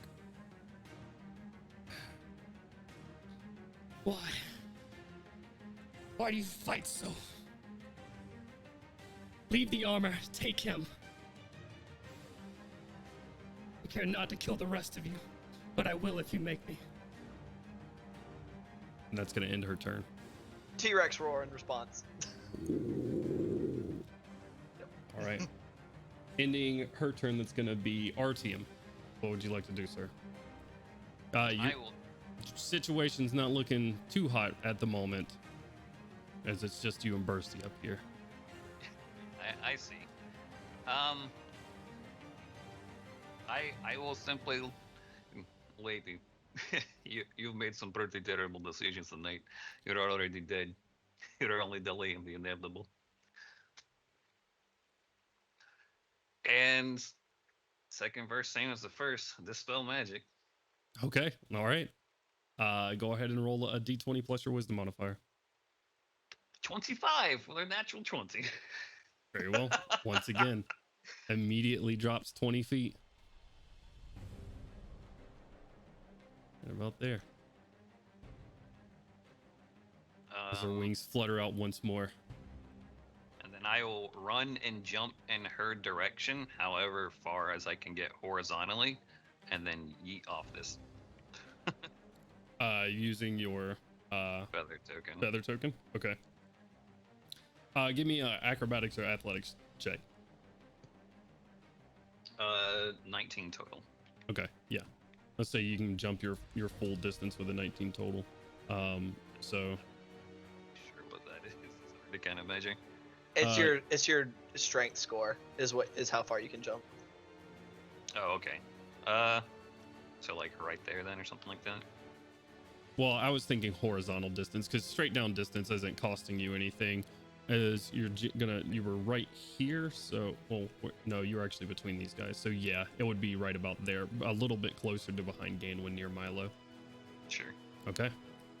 Very well. That end your turn, Artyom? Yeah. All right. That is my turn. Very well. For those that have used their Featherfall tokens, please don't forget, those are single use, and please remove those from your inventory. Make sure to I really, really, really wanted to tidal wave all of those dudes right in front of Bursty and hit her and have a chance to knock her prone so she'd fall back down, but I figured there'd be a snowball chance in hell that she'd fail that dexterity save. So Nope, let's get her back in T-Rex claws and eat them actions up. All right. Very well. Oh yeah, I need to roll something. You rolled enough to dispel it. Okay. Is there like a chance that it just won't come back on or something? No, it's a number of rounds.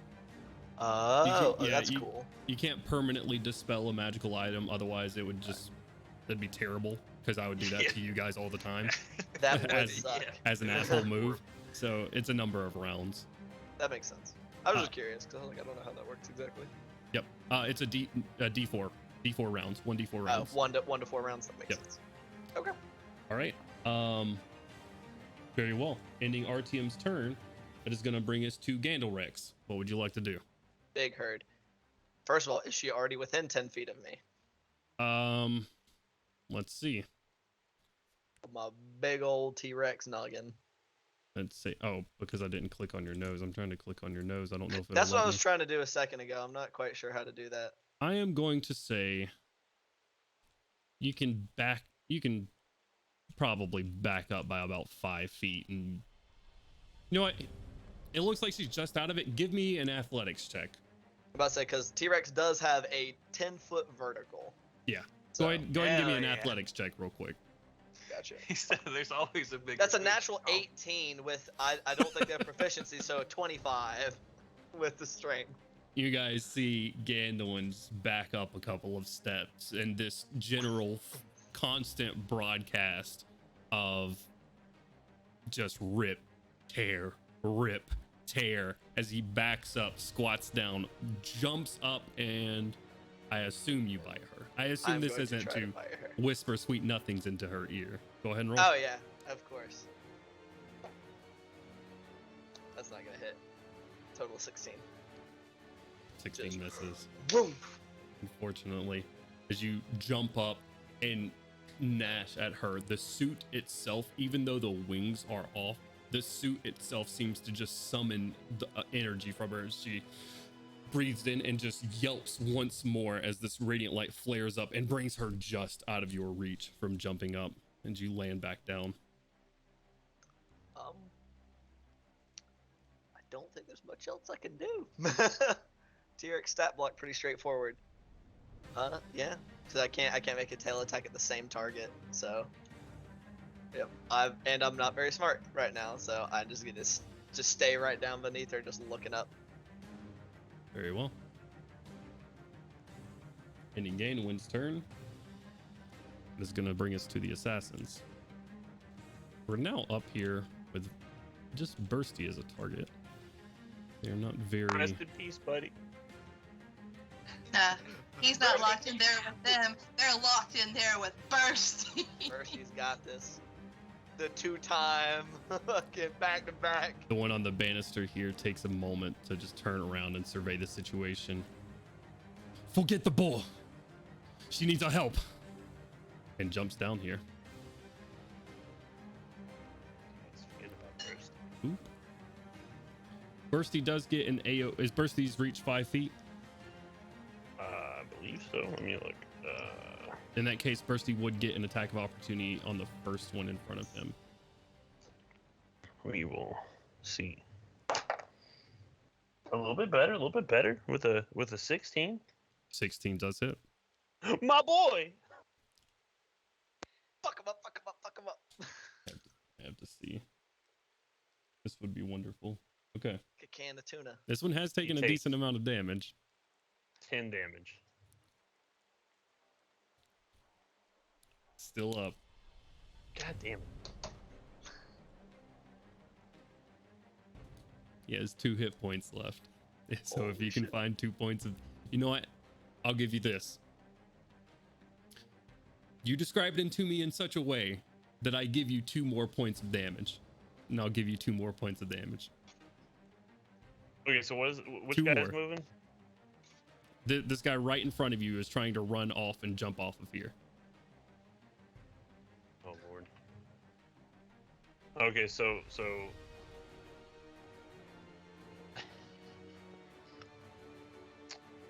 as he's going to make the jump onto the banister, first he rears up, catches him in his tusk and just slams him into this banister right in front of him, like into the torch, into the corner. It's not good. Doesn't look great. I'll give it to you. That sounds like 2 points of fire damage to me. I rolled a d6. I rolled a 2. Hey, He's let's just go. taking a nap. He's sleeping on the job. He's had a rough day. As this one attempts to jump off the banister right behind his friends, Bursty catches him between the cheeks, lifts him up off the banister as you all hear the highest pitched noise any of you have ever heard in your life. Milo, beyond the grave at the moment, you hear a slight whining come through as Bursty brings this guy up and down into the torch below, destroying the torch and killing him. That was the guy he was chasing too, right? Correct. Yeah, I was destined to die by a boar. Bursty always gets his man. These two are going to get up here. And you know what? They're going to...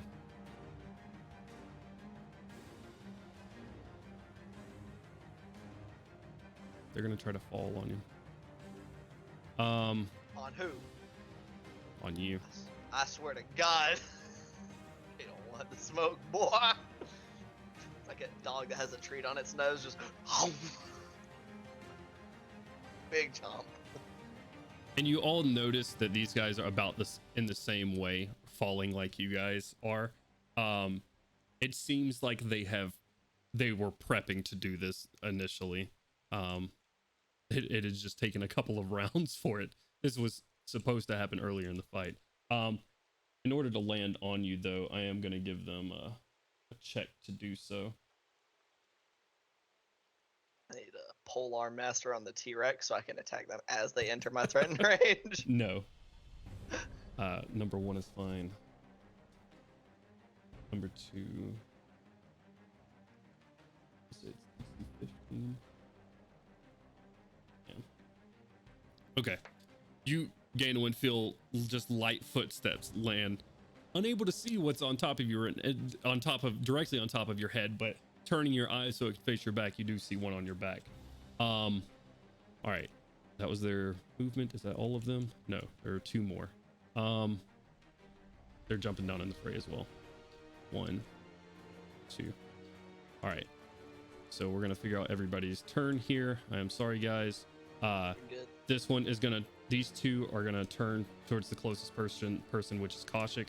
These 2 are gonna attack the Rex that they're currently riding on, because that is fairly unfortunate for them. Let's see. That'd be unfortunate for them. This guy is gonna move 30 feet right there. Bam. This guy, I'm gonna do the same and just get on this side for him. All right. So 2 attacks at Gandalwin, 2 attacks, or from them, they get 2 attacks each. So 4 at Gandalwin, 4 at Kaushik, 4 at Artyom. Holy shit. All right. So for the first 2 attacks, Gandalwin. The first one is a 20, dirty. The second one is a 13. 13 hits on the nose. Okay. All right. And then I'll roll for the second guy as well already. It's cocked. If one dude can do 130 points of damage in 1 turn, I'd be shocked. The second 2 hit as well. Okay, I figured. This thing's not hard to hit. They have a chance to do so. Oh no. They can miss, but odds are pretty good they'll hit. 2, 5, 8 points of piercing damage from the. All right, yeah. So here, this is the first. It attack. has no resistances, so just give me the whole number. Okay, so remember these numbers for me then. Okay. 8, Okay. 7. That's the first Okay. one.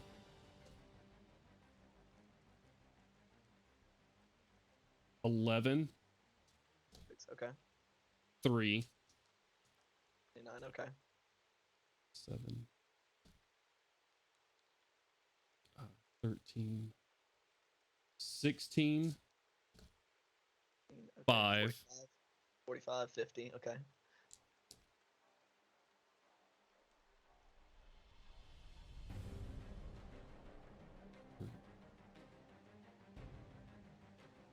$12, 62, 7. 69. Hey, nice. Nice. As just these swords in the top of your head and spine just stabbing down into you. God wills it. All right. Oof, against low AC things, these guys aren't Okay. much of a joke. The next two are going to be at you, Kaushik. So the first two attacks, that one's not going to hit. It's a natural 2. The second one, however, is a 19 to hit. That one hits. All right, so there's one hit. And then from the second guy, that's a no.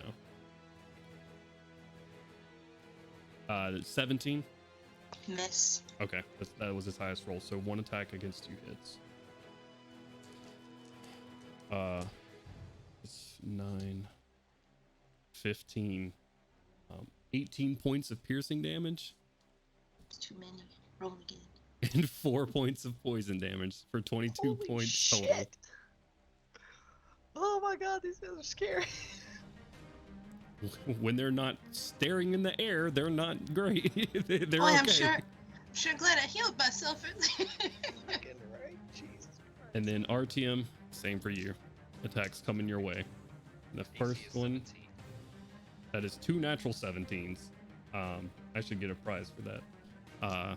So the first guy hits both attacks. The second guy is an 11, doesn't hit you, I assume. But the 18 for his second attack. Okay, so 3 hits. Okay.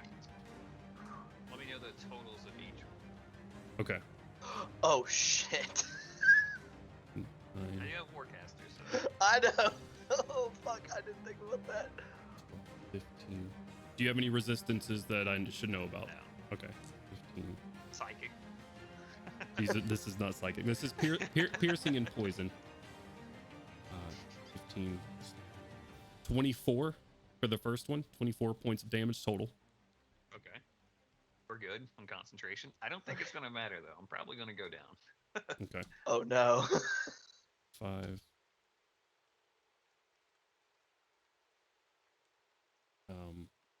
What number did I said 5, right? You just said 5. Yeah. 8. 11 points of piercing damage. And 12 points of poison damage. For 11 plus another 23 points on the second hit. Okay. And then the last hit. Go ahead. Maintain concentration, but I don't think it's going to matter too much. Fuck. Oh fuck. Oh fuck. Oh fuck. And the last one. 6, 9, 11 points of piercing. I am unconscious. Oh shit. So RTM falls unconscious. Gandalf rip and tear become words in your mind. As you shrink back down once more. These guys are gonna fall with you though. Good. Fuck them bitches. 35d6 falling damage. Yes. Not quite. Not quite. 34 d6 falling Do damage? I keep my equipment when I'm polymorphed, right? Correct. Yeah. Okay. Good. So you fall right here. You keep your beer mug, drunkie. Good. I need it. These guys fall right here. I'm gonna give them acrobatics checks, both.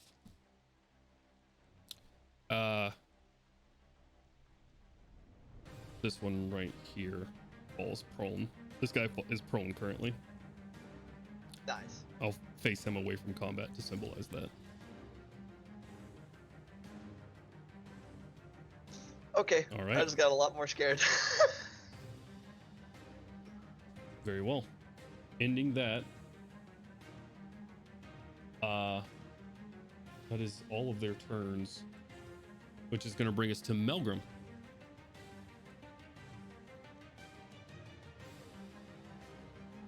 What would you like to do?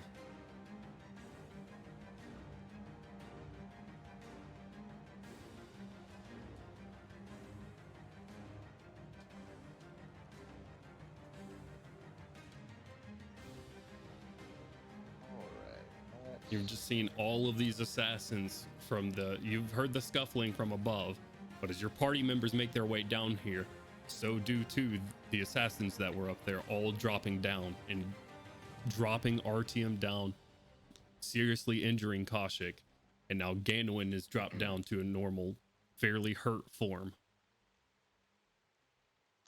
All right, so I got a third of my HP. I'm fine. run out.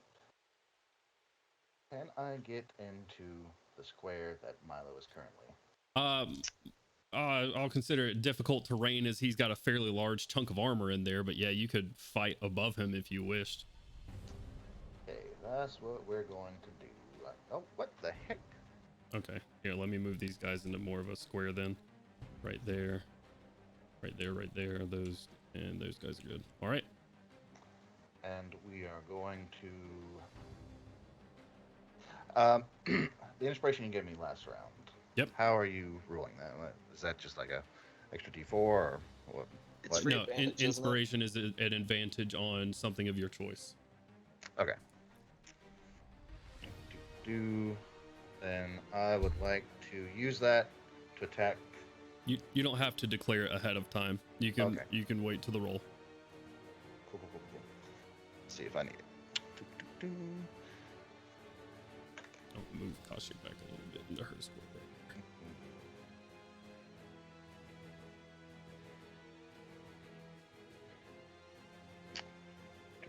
Does an 18 hit?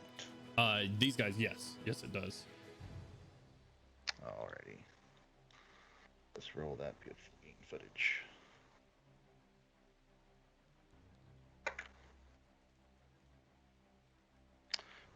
That'll be 10 points of magical slashing. Okay. This guy, the guy to the left of me, you know, and Give me just a second before you tell me any more numbers, as I need to rearrange the numbers in my head, because there's been a lot of people that have dropped. So 2 is now dead. So we'll count up from 4, 5, 6, 7, and then 10. There an assassin died somewhere that I didn't know about, or that I didn't mark off yet. We'll call it 1, 2, 3, 4, 5, 6, 7. Who deleted one of my assassins?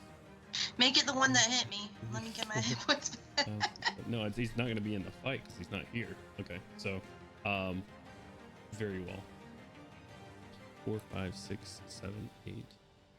All right, go ahead, Melgrim. You did 10 to 7. All right, and what else?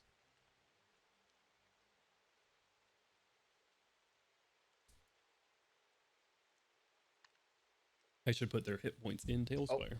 right, 4 points of fire damage. I forgot I was muted. Okay, and 4 points of fire. Very well. Still standing.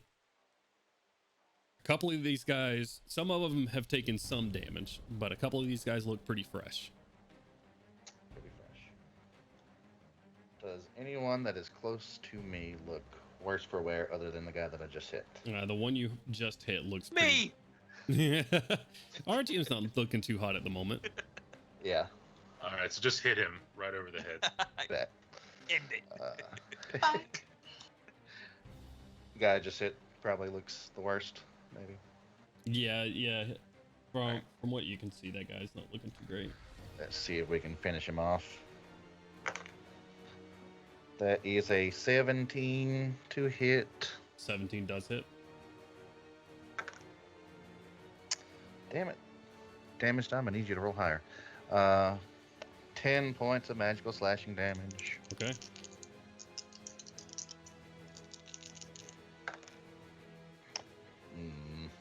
And 3 points of fire damage. All right. Looking pretty roughed up as you just carve across his back, but not quite down. Anything else for your turn, Melgrim? That shall be it. All right. Milo, this figure has not said anything to you. You're standing there, just one at a time. These sickly long lavender fingers, as they're just sort of thumb as the dominoes just sort of one right after the other collide into each other side to side. About 7 of them. Do you say anything? You say this is like the long table? It's a familiar table. You've seen this table before. Right. I meant like are the hands and the dominoes like far from me? Handful of feet away, maybe 10 or 15. If they are within reach, he will reach out towards the domino, stopping the next one falling if possible, and just say, "So what now?" You reach out and you stop one. Milo, I want you to make a wisdom saving throw for me. Oh, Jesus Christ. Okay.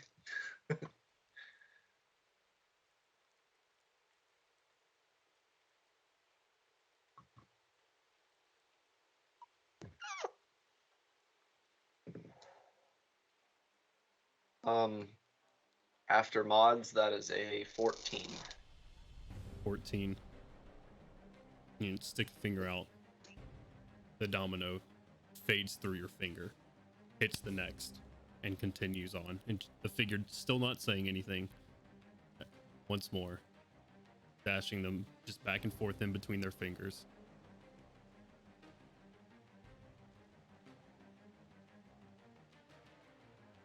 What's this one you?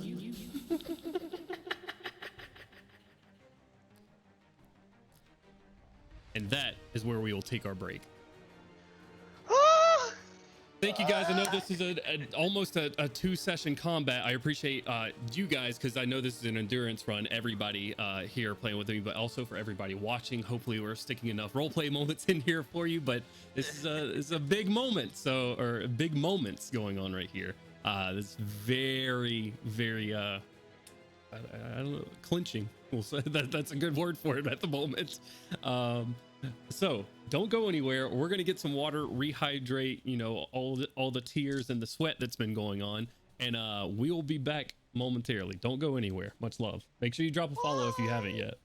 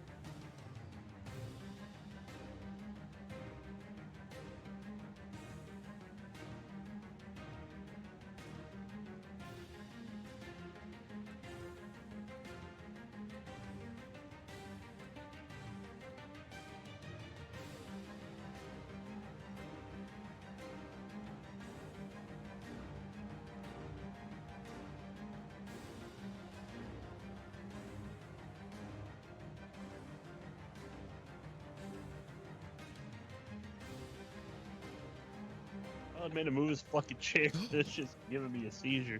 Don't do it.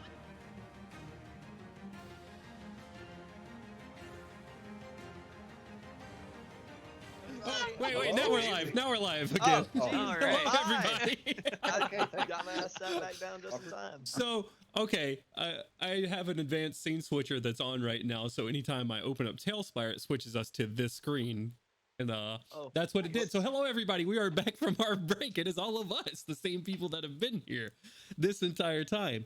If you were Supposedly. not with us, some of us are here, correct. If you're not here with us, the first half of the session, jeez. We are in a fight currently in Eberron, Sharn specifically, deep in the bowels of Sharn, as our group has taken on some of the Tarkanans and Tarkanan assassins, it seems. This has been if you look over here on our D&D Beyond extension, hashtag not sponsored yet, you'll see that everybody's hurting kind of bad right now. So everybody's in some dire straits. Milo himself had the very first round of combat, as this person would have done, killed Milo outright with her entire turn, used it to absolutely eviscerate Milo. So he is down. Artyom is currently unconscious. The rest of the party hurt, all for the most part. But that is where we pick back up. Milo, at the moment, even though no longer bound to this realm, is currently talking to an old friend in a realm unknown. But we pick up this combat once more with Kaushik. However, before we do get to Kaushik's turn, behind everybody, at the top of this turn, I've got envelopes under all your no, I don't. You looked physically behind you. In the church itself, you hear a long it breaks the silence. Everything in this area has been silent for the most part, with the exception of your scuffles that have been happening in here, the roars, the clangs of swords and armor, the screams and yelps. However, that silence has been broken with the sound of a church bell.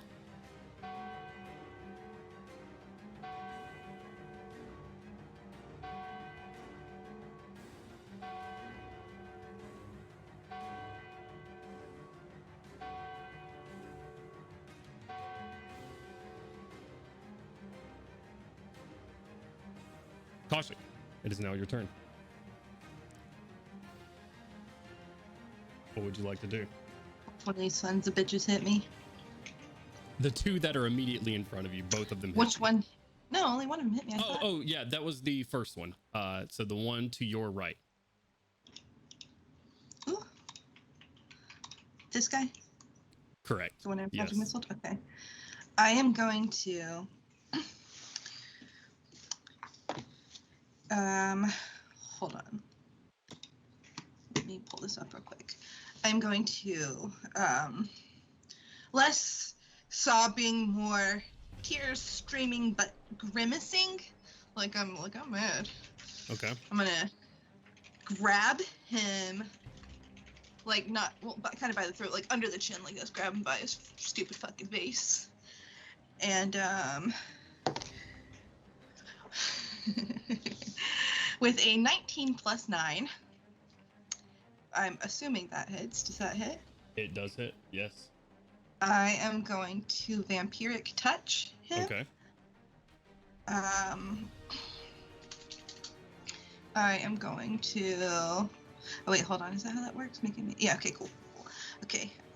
I am going to siphon. He loses 19 hit points, and I Okay. gain 8. All right.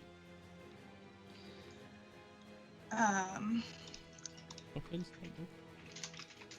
All right. And that is an action. So then with my bonus action, Mute your Is- mic, whoever's typing. Thank you. Go ahead. Bonus action. that might have been James typing and you hear it through my mic. Oh, So I do, sorry about okay. that.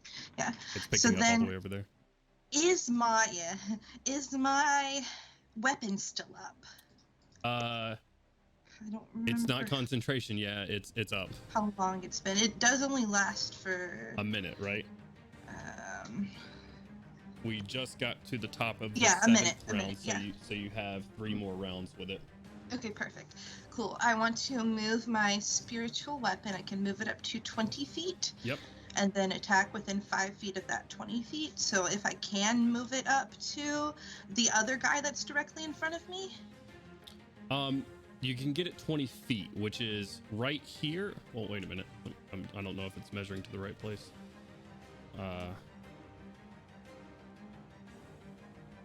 Where is it going? My measuring tool just broke or something. Uh-oh. So someone's measuring from the square in front of it. It's in this square. Okay, So it could get above them. yeah, it can get right here in 20 feet. The other guy is 25 feet away from it, unfortunately. Right, so if I move it the 20 feet towards him, it can hit anywhere within 5 feet of that 20 feet. So it would still hit him, right? If you moved it right here above Melgrim, yeah. Is that what you want to do? Yeah. Okay. Okay. And so I'm going to give him one macaroni. The Melgrim square is a party square right now. And I roll for that as well, correct? Correct.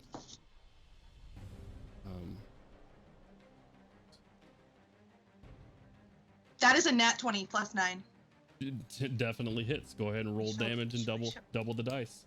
Can't see that, but nat 20 plus 9. Eee! Okay. So roll for this and then double it. So I roll it and then double the amount, or do I roll it and then roll it again? Up to you, as long as you're doing it consistently. I think I'll just roll and double the amount. Okay. So that'll be 30 points of damage. Force damage. Okay. Let me count to make sure I'm doing this to the right one. 1, 2, 3, 4, 5. You said 30? Oh yeah. Yeah. That guy crumples. Good. Fuck that. Just cleaves him with force damage. He just hits the ground. All right. Anything else for your turn, Kaushik? You staying right where you are? I'm gonna look up to the floating lady. And I am going to, let me back up out of courtesy for you guys. You're such a fucking coward! And that's the end of my turn. Get her ass. Oh, doll. You're so sweet. Ending Kaushik's turn. Brings us to Gorham. Okay, so Gorham's gonna. I found it. Rotate. He's gonna turn around. Okay. And then seeing just a little bit of dust landing on all these guys' head, he's gonna look up and just start yelling in Dwarvish, "No, no, no! Take the stairs!" And you see anybody that looks up sees Bursty like trying to climb up on the railing. Then he just slowly kind of hops off and runs off. Oh damn! I was kind of hoping Bursty was about to body slam somebody. All right. Yeah. And then Corbin's gonna walk over here. Okay. Slide on into the fuck bit. All right. And Melgrim's still raging, right? So I have advantage on these attacks. Melgrim is still raging, correct?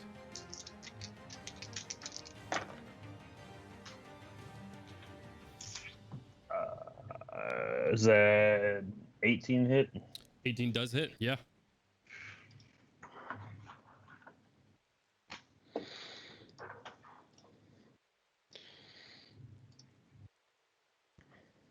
All right, so it's 14 bludgeoning damage. Okay. Are you smiting on this one? I'm out of smites. Okay. All right. Fair enough. We're dry. Fair enough. Second attack. What's up? I was just gonna say he is still standing. Okay. 22 on that one. Definitely hits. 15 bludgeoning damage. All right. That does bring him down. Nice. Hell yeah, brother. Where did he go? Did I Wait kill a him? minute. Where'd my brother go? I killed What? Gorham. I Ninja killed bandit. Gorham. You What the hell? bastard.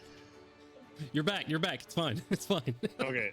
I still have movement left because of haste, so I'm just gonna slide. And I'm gonna make my haste attack against the dude by Artium. Okay. You see your brothers. You walk up. Your brothers just sort of like, somewhat like just standing up over Milo's body, like defending people off of it, and just like smacking people in the back. Hell As yeah. he's got this fucking glowing like black buster sword above his head. You're also just smashing down. Stepping up, making an attack on him. Go ahead and roll.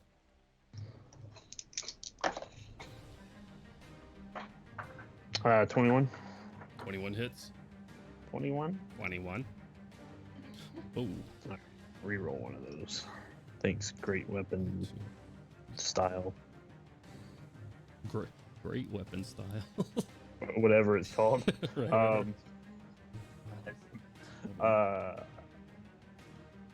15 damage. 15 bludgeoning damage on that one. He has been roughed up before too. This guy goes down. Hell yeah, just smacking and walking. Yeah, it seems to be these three that haven't taken too much.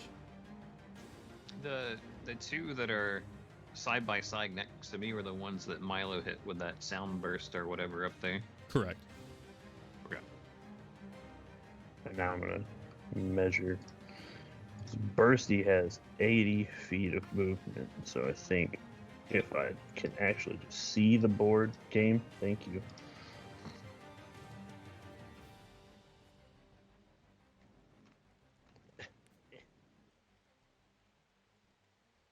It really do be giving me the conniptions. What the fuck? It's saying 103 feet. That's not right to get to right there. We're gonna say right. You said he's got 80 foot of movement. And I He's got suppose 80, but I'm gonna double move. All right, so. we're double moving to get right here. He's going towards the stairs. 160 will get him just about to the top of the stairs here. It's going to be easier if you drag him through the door and all the way around. Okay. Bursty, you big bitch. Come on now. He gets a hasted action as well, right? So he can double move and then plus another 80 feet, I believe. Yeah, sure. Will I get him to the bottom of the stairs? Well, it'll probably get him further than that. Oh yeah, no, actually it'll get him to the bottom of, let's see, 20. Yeah, it'll get him to just to the bottom, a little bit past the bottom of the stairs next to that torch. I'm gonna do this a little bit easier for me. Oh no, the door's gone. Where's the door? Come here, boy. You just drop him down. There you go. All right, while you struggle with that, I'm gonna. Is there anything else you'd like to do with your turn?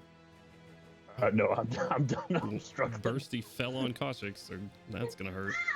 All right, ending Gorham and Bursty's turn. That's gonna bring us around to Crowley. What would you like to do, sir? I'm going to, or should I say Crowley is going, actually, I've got line of sight. I don't need to step out from anywhere. He's going to pull out his lute and just play a little strings, and he's going to cast Hypnotic Pattern in a 30-feet cube, not doing his best not to hit anyone, and it doesn't matter if it's on top of Artium, and he's going to hit these three guys with Hypnotic Pattern. These three assassins right here? Oh, yes. Okay. Yeah, I'll say you're able to do that. You can make the cube, the edge of the cube right here. Right. So that is 3 wisdom saves, correct? At disadvantage. At disadvantage? Because it's a charm effect, and I'm playing the lute. All right. Yeah. This should be fun. That's what I did earlier. I was like, disadvantage. Starting at the top, he fails. The second guy definitely fails.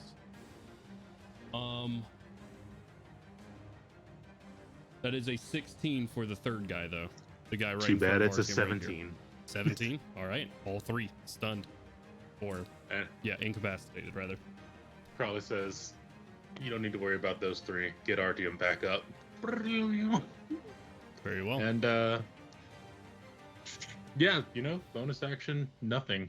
Stay hidden back there. Hey, that'll end my turn. All right. Ending Crowley's turn. It's going to bring us back to the top of the round, to her turn. Her fly does not come back. She descends to the ground. Let's say right here, since she can't really occupy Milgrim's space.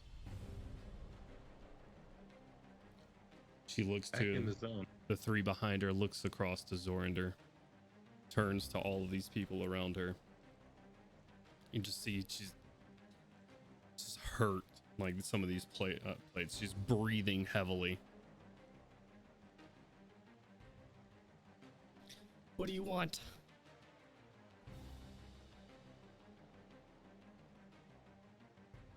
What do you want? Speaking to anybody in particular? Just speaking out, looking at everybody, getting ready to defend herself, but that's all she's saying at the moment. Okay. I want a Turbo Man doll. Jeez, this is come on, bro. It's supposed to be intense. In all seriousness, I'm just gonna die. I kind of love you for that comment, Matt. Am I close enough to spit on her? / spit. That'd be a Don't hell of hit a me. roll and attack Let me roll. roll. Let me roll for it. Let me roll for it. Straight roll, no Don't hit bonuses. me. Big old loogie. Not the beard. Oh. It's an 11.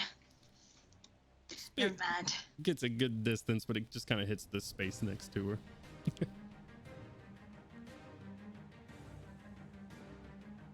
You may be able to kill me. May. But I will take several of you out with me. Last chance. What do you want? Are we allowed to like respond like full sentences or? Yeah, I'll give everybody a chance to respond. This isn't taking anything.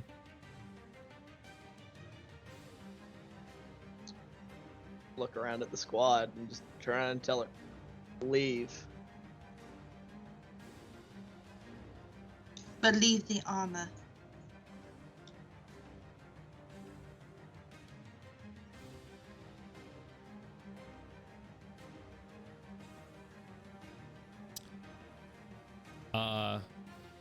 Kaushik and Ganowin, one of you, either both of you, or one of you with advantage, make a persuasion roll for me. Do you want a helmet or are you wanting to roll separate? Can I OOC ask what your modifier is? I have said my bonus in your Saltmarsh campaign before, and I felt very metagamey for it. But So no? as my penance, I will say this one time.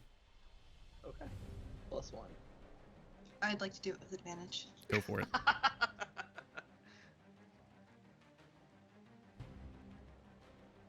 First roll is a 16 plus 7. Second roll is a 5 plus 7, so 16 plus 7. You have 7 to your persuasion? I do. Let me Good. make sure I'm reading the correct thing. Persuasion plus 7. For a total of what? 16 plus 7, I can't do math. 23. 23. 23.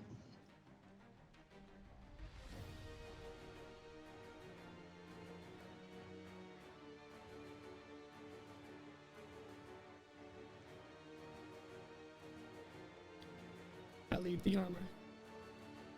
I take my men. And that's the end of it. Forgets the name Milo Goggins. He's paid his price.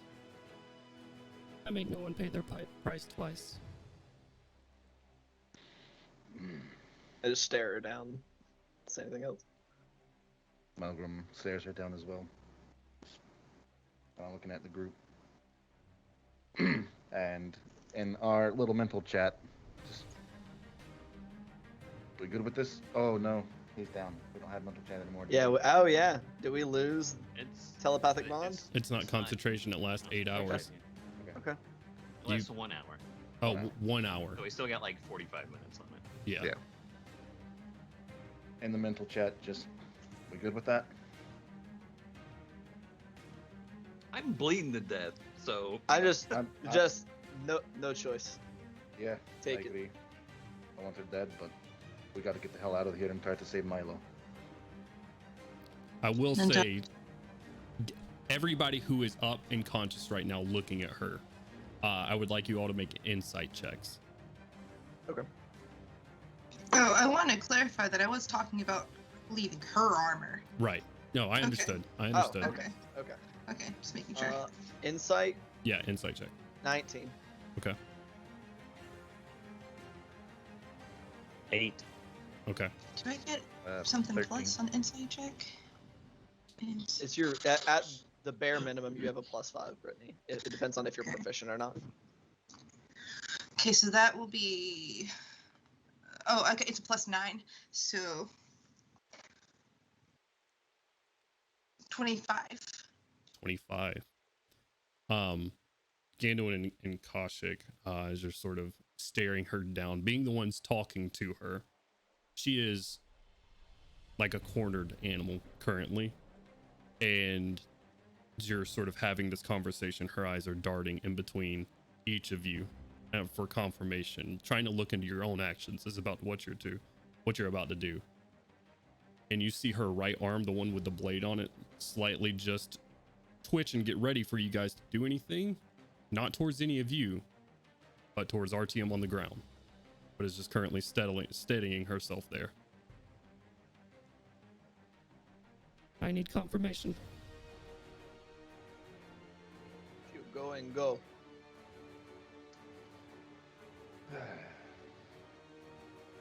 Melgrim's going to sigh and sheath his sword. Okay. Get out before I change my mind. Drop the spell on my men.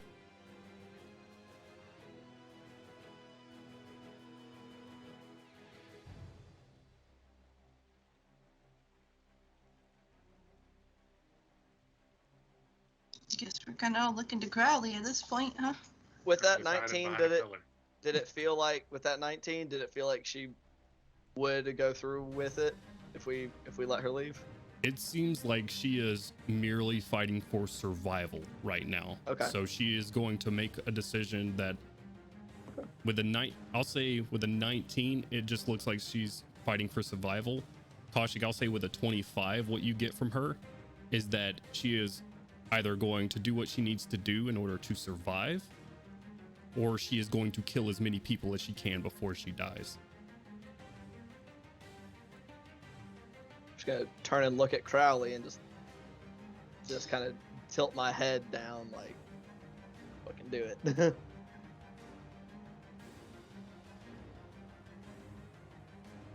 Crowley, please. Crowley will drop the spell. Okay.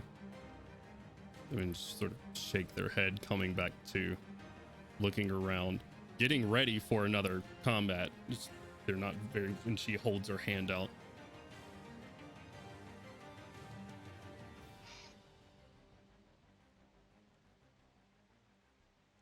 Back away. Go for now.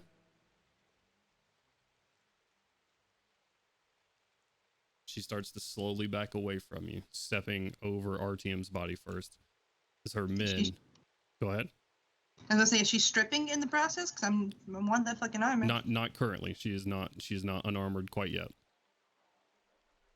Can I tell that Kaushik is possibly about to do something stupid? Well, I'll say Kaushik with still carrying on your 25, that again, she looks like she is, for all intents and purposes, she is going to do what she needs to do to survive. And I will translate that as she is going to drop this armor. She has not done it yet. Or she intends to, depending on the party's actions here.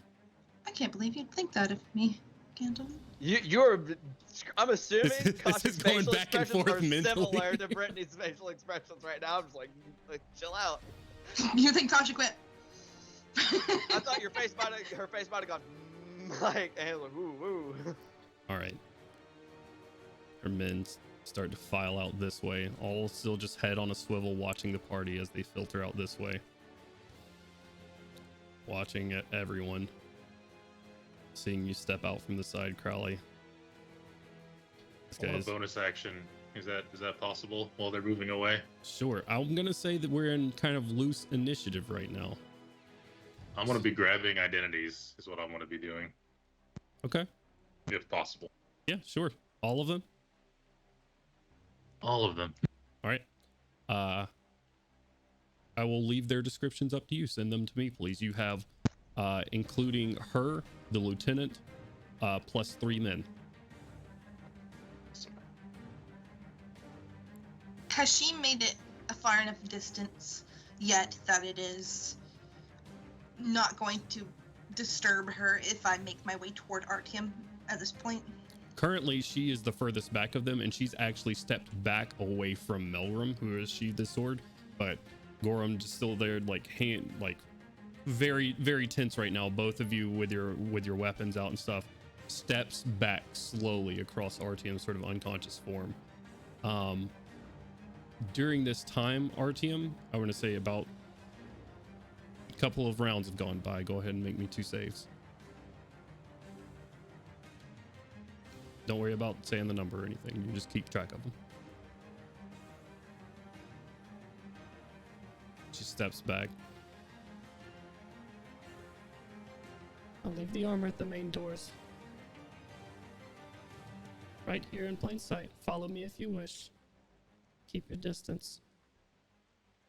I'll pace her, Okay. keeping whatever appears to be like a 20-foot, 30-foot distance. Okay. I So- want to. Can I say something real quick to her? Absolutely. Yeah. Okay. I want to be clear. We never want to see you again.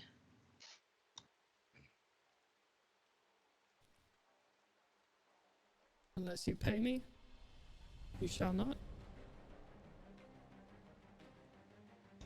Unless I pay her. She's an assassin. They're Oh. assassins. Yeah. I ain't got that kind of money. Can I pay her to assassinate herself? I'm going to. I will ask this: does the party intend to do anything? I'm Other gonna than pace keeping her, pace. and Yeah. I'm until she is stripped out of the armor, and then I have something I want to say after she is like about to depart the building. Okay. Be in line for Artyom while he's Yeah. pacing. I will I'm- pace as slow as I have to, but I'm going for Artyom. I'm in step with Gandalin right now. I am in step with Gandalin as well. Okay. You need to place yourself on the map where you are. Please do. Yeah, where I said, where I am is dependent upon where she is. I'm maintaining like a 20, 30 foot distance, like not threatening, just ensuring she departs and leaves the armor. Very well. This is sort of the situation right now. RTM, you automatically fail a death saving throw as Koshik magic missiles you. Oh, I didn't have it unmuted. I was asking if that was him that I was magic missiling. Yeah. Yes. Okay, I just wanted to make sure I was getting the right person. Yes. The map is active, so if you're doing something and you have the ability to move, go ahead and do so. I'm maintaining about the distance I have between her and me currently. I So, can currently as you move move, the I'll character. move myself. Just let me know when I'm up. Yeah, as soon as I get to him, I would like to hit him with a. Do I still have? Yeah, okay, with my Circle of Mortality, Okay. which will do the maximum hit points on a die to get him back up. Yep. I want to do a 4th level cure wounds on him. Okay. And so that'll be 48 plus 5, whatever that math is. Oh yeah. 48. Oh, 37. 4d8 Oh, plus 5. okay. I was about to say, what healing spell do you have? That's for Max, right? Since he's down. For max, yeah. All right. As soon 32 as plus I 5, up right? Yeah. and I Is see it- those guys in a line, I'm casting Wall of Thorns on all of them, starting with her and all the way back to the door. Go ahead and show me a light. No. Do what? How do I make a light? Oh, well, here. No, Kaushik, you had something to say? Yeah, all the way there to the door. It's a 60-foot line. Okay. In character to Archie, I'm saying, no, no, no, no, no. It's not gonna matter. I'm not letting her live after killing Milo and her. I would spit in your guys' face and call you cowards for letting her walk out of here. I'm casting a wall of thorns on this lady and her 3 buddies. Very well. I'm putting him back down. I'm just kidding. How much HP did you just give him? 37. I can take it away just as fast as I gave it. All right. Does Yeah. that catch me in it since I'm tailing No, it's her starting by with like her and going towards the door. Crowley, don't move. You said it was supposed to be 30 feet away, so I was like, should I move? What's going on here? It's starting with her and going forward. So if you were staying there, that's why I was saying the map's active in case something like this happened. So That's fine. It doesn't bother me. I'm gonna give her a perception check to see it happening. She was writing actions. Yeah. All right. We're gonna re-enter initiative. Is that a dexterity saving throw? It is. Okay.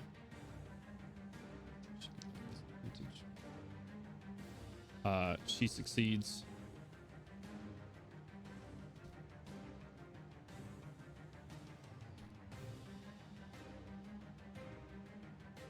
Uh, 16 on the first one in line. Fail. 19 on the second guy in line, He makes it. and then a 7 on the third guy in line. He fails. Okay. So that's Go ahead and roll damage.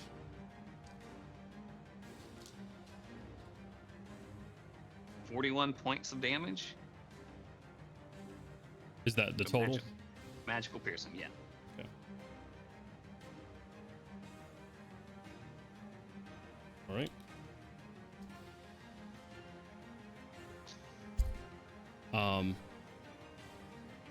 With that,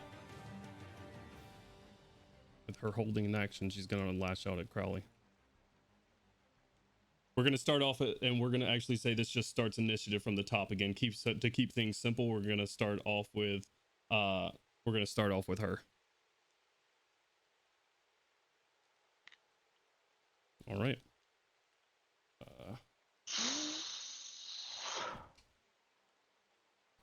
Sorry. No, I don't nothing to be sorry about, man. This is Artyom's character. Crowley, the first attack is a 21 to hit. The second one it's is a natural 20. yeah.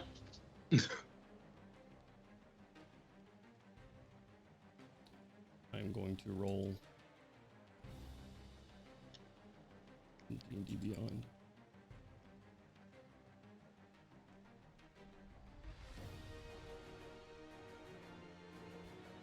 You take 74 points of force damage as she carves through you quickly, and she takes the 25 or the 20. I'm sorry, and this 2 fails. So I need to flip back to them real quick.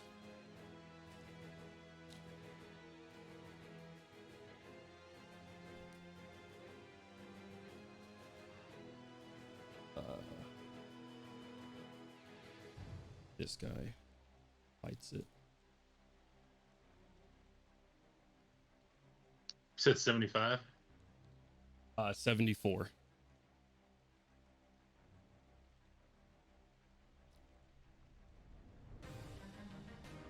Is Crowley up after that? No, he's at negative 50. Okay.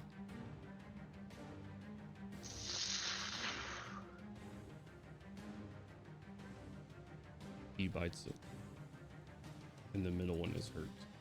Only saved by him succeeding. God damn, I should have called my ready to action. Shit.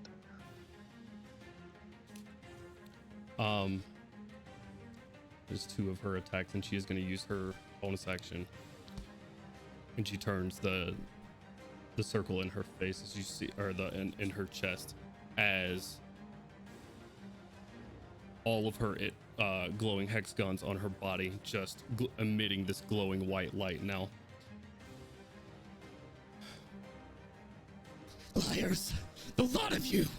That's fine. I'll kill each and every one of you slowly. That's gonna bring us back around to Artyom. All right.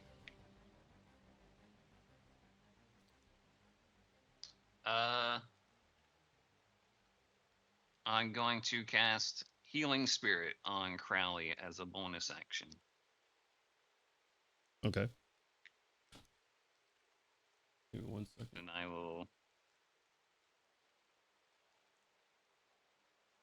move 15 feet right there.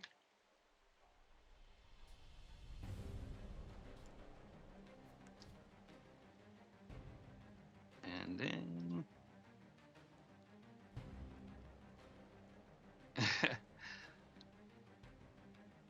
and then I will use Thorn Whip against her.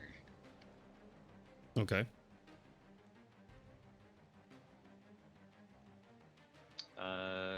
Does a 22 hit? 22 does not hit right now. All right. Let's use my turn. All right. Ending Artyom's turn. That's gonna bring us. Crowley, you are up with 7 hit points. Wait,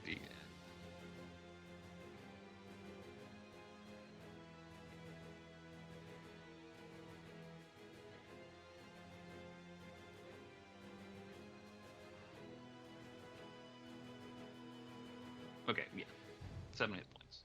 All right. Ending Artyom's turn. That's gonna bring us around to Gandalwin.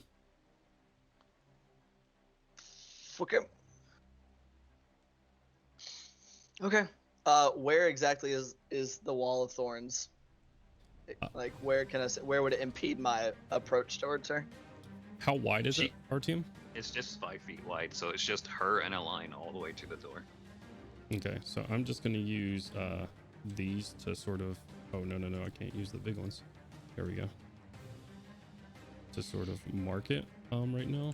1, 2, all the way to the door, you said? Yeah. Oh. Okay, so anywhere that dirt's sort of appearing right now. Okay. So I'm just it's gonna not go... in the Crowley. Okay, yeah. Whoa. So with...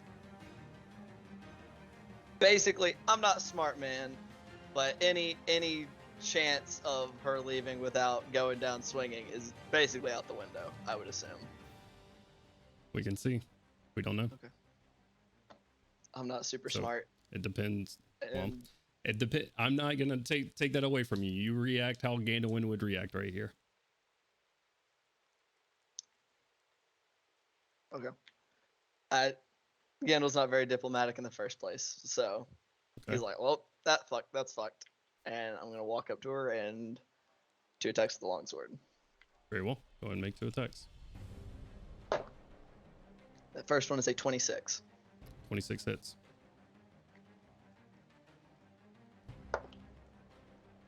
Uh, 6 on the die for 14 points of magical slashing. Okay. Attack number 2 is gonna miss with a total of 16. 16 does miss. So let's Hail Mary this fucking unarmed strike as a bonus. I'm gonna try to go back on it. It's gonna be a 14 plus 9 for 23. 23 misses. Okay.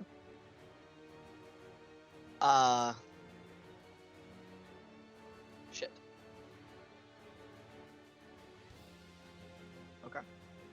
I'm so sorry. Let me double check the wording on something because I have for to it. spend it now. Yeah, go for it. Nope. I already did it. Okay. Alright. That's my turn. I'm just gonna try to basically like cutting across her with the longsword. I'm just gonna try to get her attention to not be focusing on the person who is prone and not quite alive. Just your quarrel was with me, you poisonous bitch.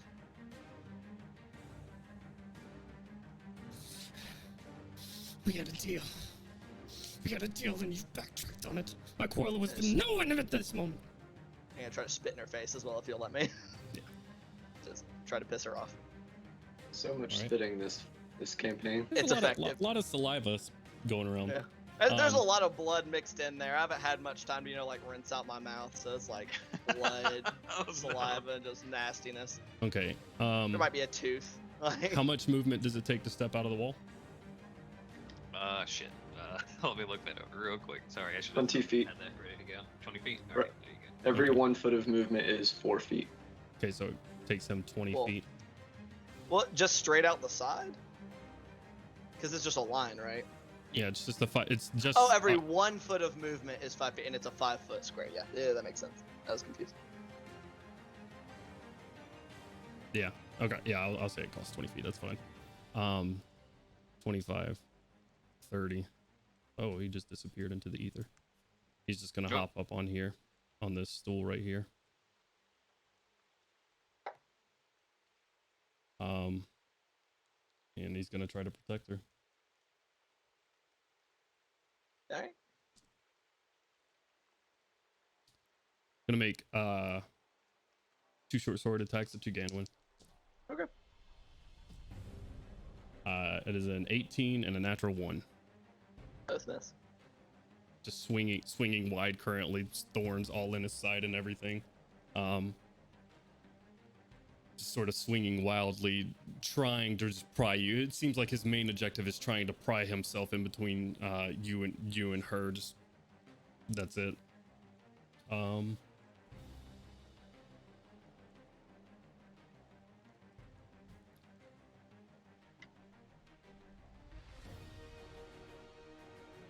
This is movement, is action.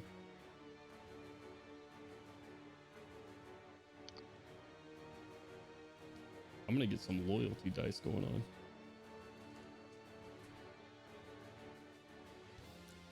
He stands by her. Okay, that's gonna end his turn. Melgrim, what would you like to do?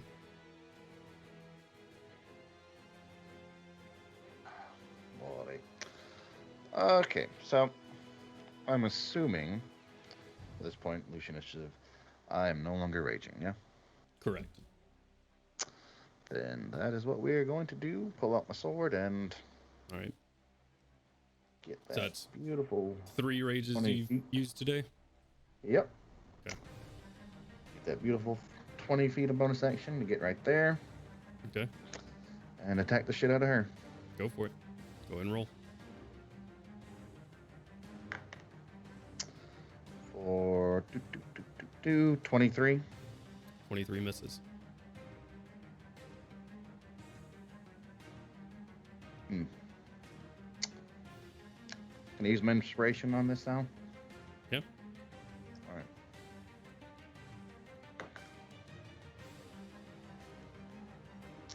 For a 25 this time.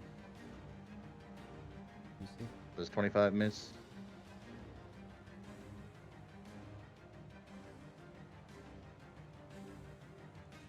Give me 1 second.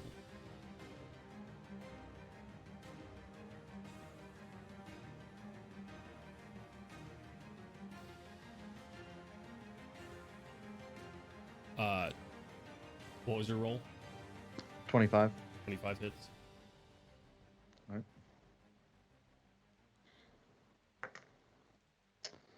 For 16 points of magical slashing damage.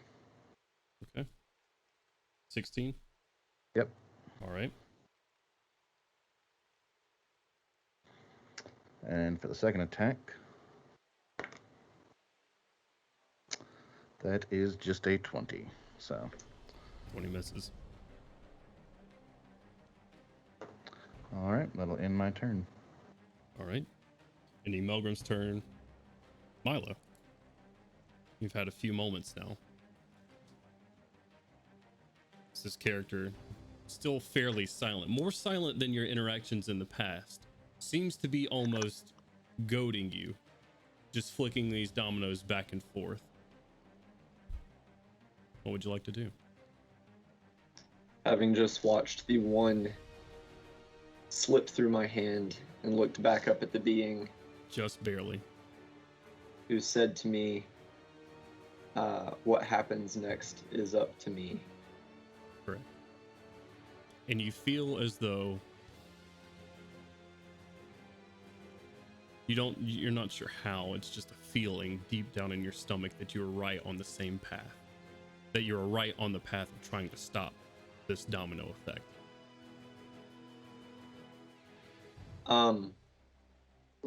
Remembering his last visit here and remembering what drove him to make the decisions he did, wanting to protect the people that took him in, and everything that happened after, the moments when he knew what was going to happen before it happened, how it happened after he visited here.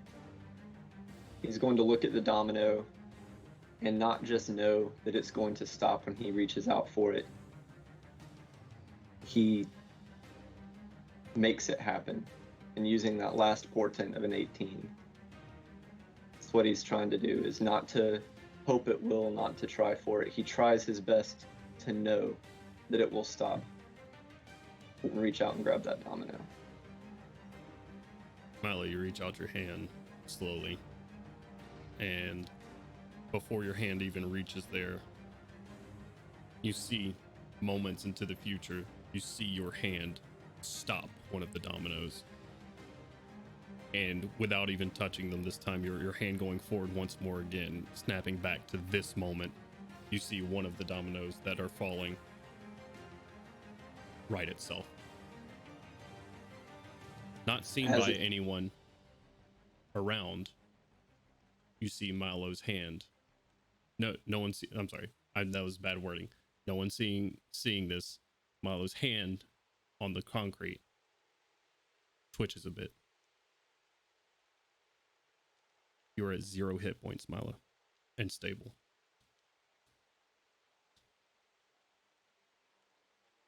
Is there anything else you'd like to say to this figure before your whatever's going to happen happens, and you're pulled away from this moment? Help them. That's it. Your vision once more, as if you're just about to pass out from exhaustion, gets smaller and smaller. Everything goes dark once more. Okay. That's going to bring us around to Kaushik. What would you like to do? Oh, she went before me. The lady went before me in initiative, right? Correct. Okay, she needs to make another dexterity saving throw because she ended her turn today. Okay.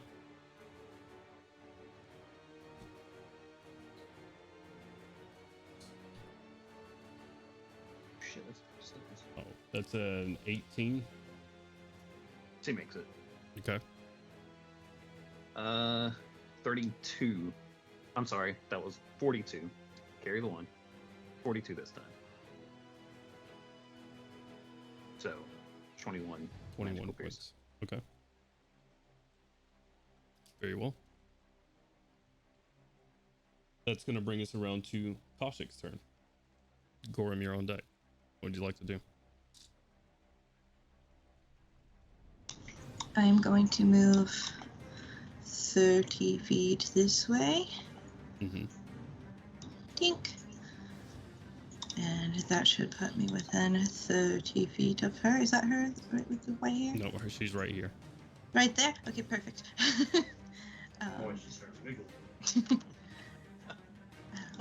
Give me 1 second, please. All right.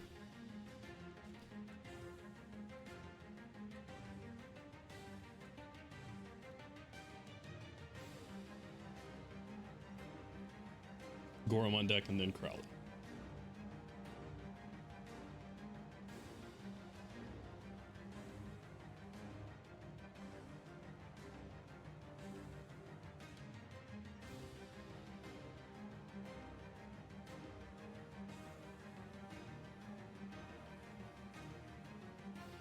I am simply going to use my last channel divinity to curse her, Okay. and I am going to, as quietly as I can, for her to hear me, which is not going to be quiet because she's like 20 feet away from me. I didn't mean for this to happen. And that's the end of my turn. Okay. Gorham? All right, so start off the turn. Starts run her down now, and Bercy's gonna haul ass. I already measured this out, so I'm gonna remeasure it though, just for. Yeah. So he's gonna go here, here, all the way up to here, which is 80, Okay. and then charge straight at her. All right. Yeah.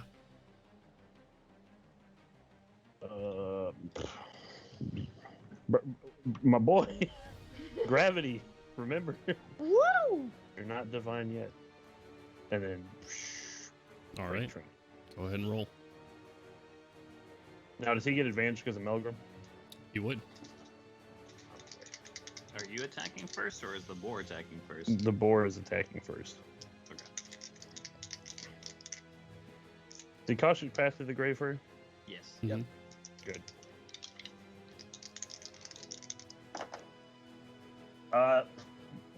That's a nat 20. Okay.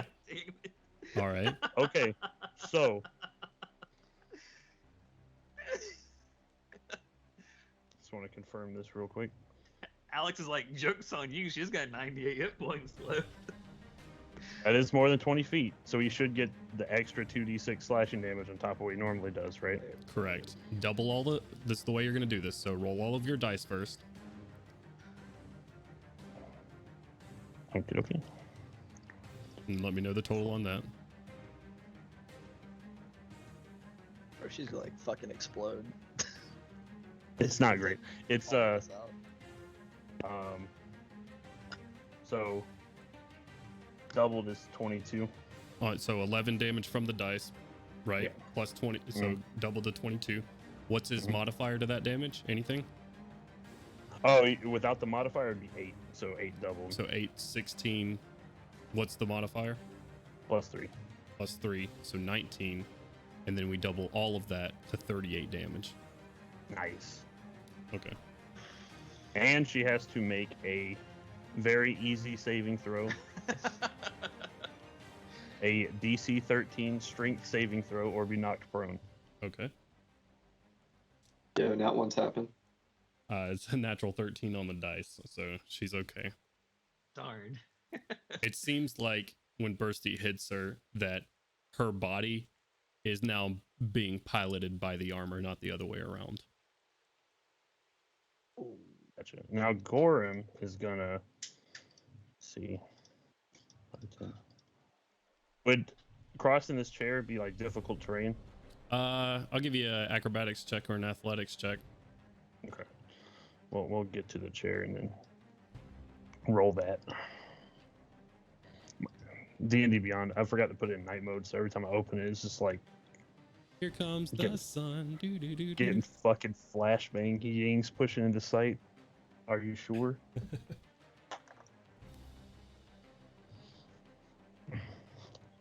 What's up, man? It's fucking nat 20, dude. Oh my god, are you freaking kidding me? Without it's issue. your birthday every roll. That's Uh-huh. amazing. Oh, you can come and look at it, dude. Confirm the athletics check. Yep. Without issue, I'll say it just costs 5 feet of your movement like normal. Whoa, Yo. Thumbs up. Brittany for real fat checked that. Look at it, Confirmed. but whatever. All right, so please fucking die, bitch. Please fucking die. I'm gonna start these attacks. For the love of the ancestors, James. 24 on the first one. 24 misses. Fuck.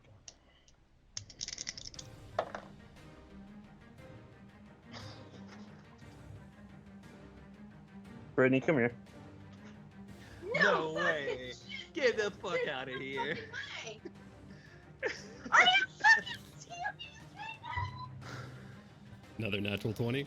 All right. Oh god, I'm glitching. Roll it up. Yo, advantage OP. Roll it up. You know, I'm not quite sure, but I'm like, can I actually feel my left arm right now? Like, I'm not sure. I'm like, oh. Just another nat 20, guys.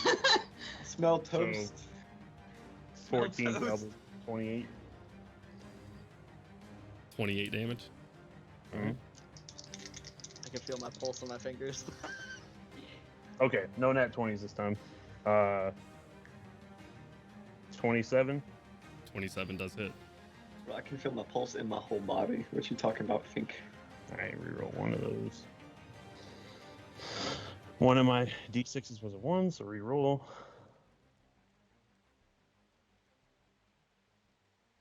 Uh, 16 bludgeoning damage. Okay.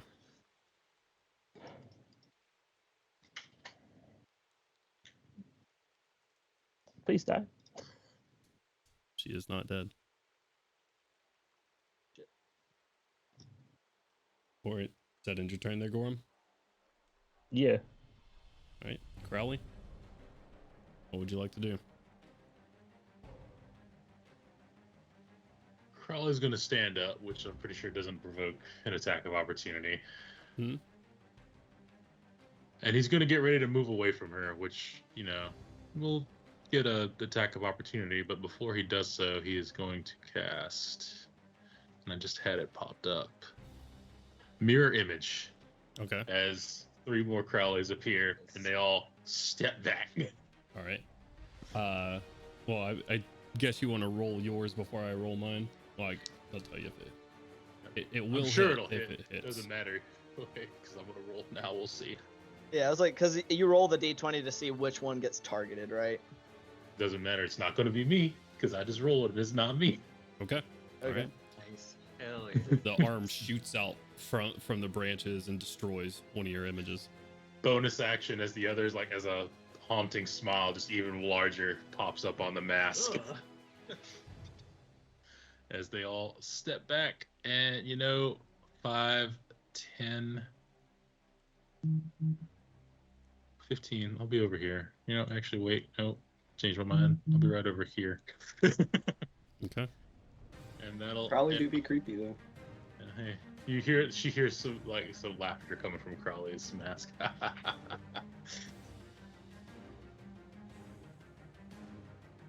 Is that your? Yes, that was my whole turn. Oh, okay. That's gonna bring us to her turn. You all see as this armor is in some form of overpowered hyperdrive, if you will, as it's feeding off. You just see arcing like radiant energy off of this tattoo and the armor itself glowing. These hexagonal plates are just vibrating with energy currently. She is going to burst forth out of here. That is going to be 20 feet of movement to get out, correct? Correct. Bursty, Gorham, Gandalin, Melgrim. You all take 2 points of fire damage as she does so.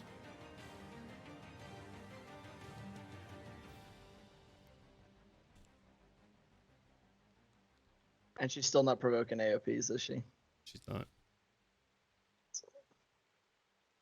All right. Oh, son of a...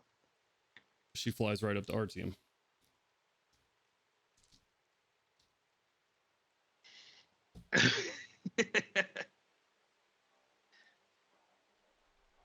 That is a 24 and a 28 to hit. Yeah, it will fit. Okay. The first one does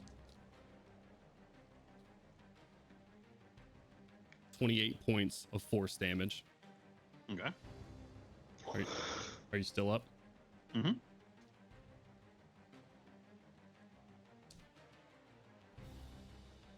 The second one does 18 points of force damage. Okay. Now I'm down.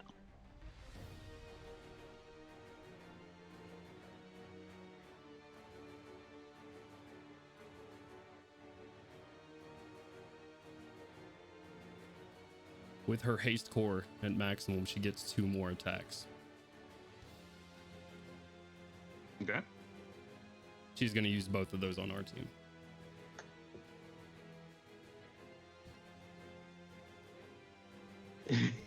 Word. She hits twice. You immediately fail. Death Right. saving throws 3.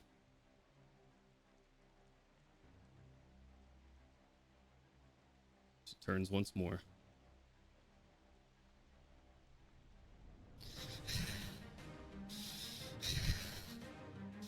Stop this!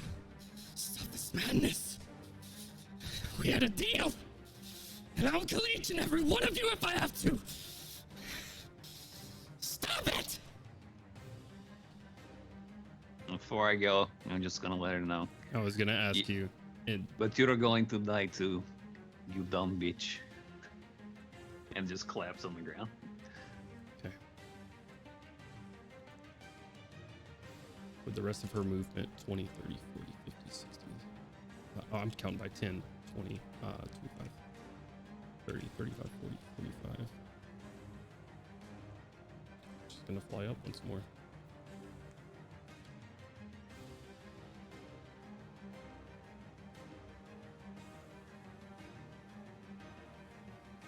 Okay.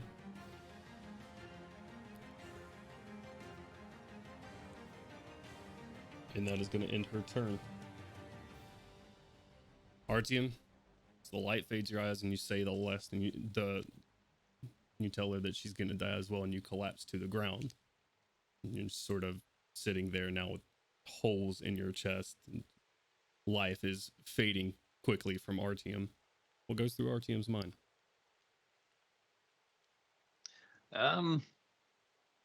Yeah, my friends got it taken care of. She's surely almost dead. She's feral cat. It's a good go.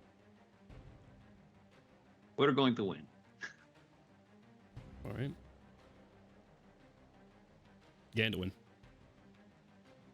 That's going to bring us to your turn.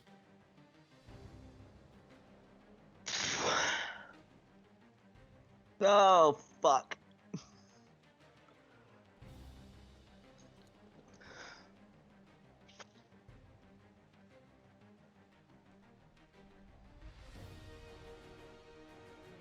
Oh, shit. I would like to see. Shit, fuck, shit, fuck. Can you run up the pillar and attack her? Nope, I don't have 9 levels of monk. Oh. Oh yeah, that's right. Oof. I'm also pretty far away from her already. Right.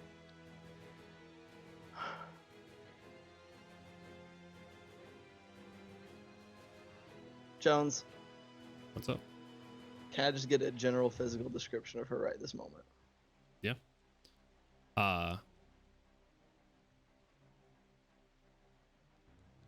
Give me a perception check, real quick. It's not going to cost your action to do so. 12. Okay.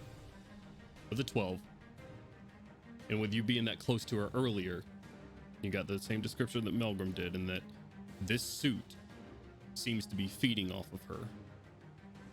And for the past couple of times she's clicked this haste core in her chest, it seems to be feeding, siphoning the energy off of this. Nah, I'm just gonna this mark on her neck. She is beat to hell. The armor itself, even though glowing radiantly, is sputtering in some parts. Her one of her like back jets drops her about 5 feet before recorrecting. She has blood coming out of her mouth. She is on death's door.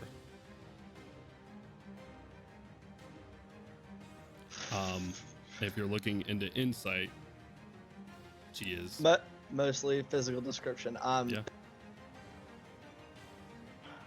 God, this is fucking hard.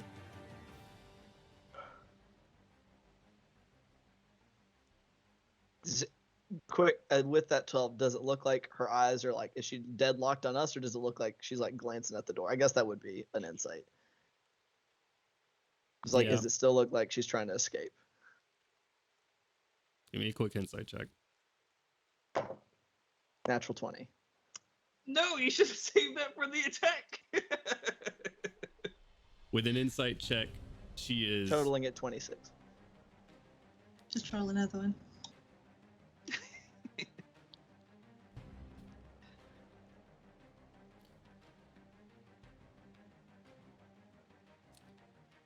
with a 26 with a natural 20. I'm gonna say this. You read into her and you think she is glancing at the door, right? Or at the broken windows behind her specifically.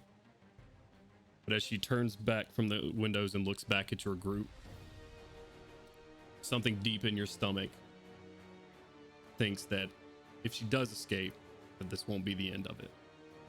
Okay. That's what I wanted. Okay. You think that after what just happened, there's no way. This is insult to injury right now, and that if she survives, she's coming back. Okay. I am going to, knowing that assassin is right behind me, I'm just going to drop my longsword, unsling my bow, and I am going to attempt to make some shots at her. Go for it. 2 attacks.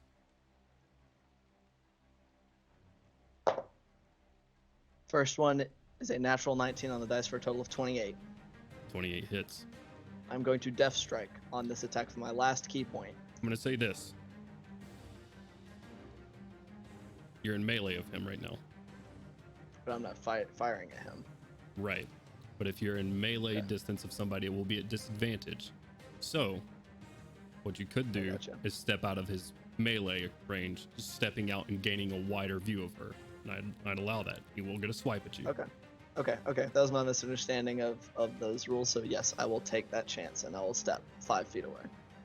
He gets +5 to this dice. Okay. It is a 12 + 5 for a total of 17. 17 misses. Swipes at you, loses balance on the chair. No What event. a fucking idiot. 26 hits. Okay.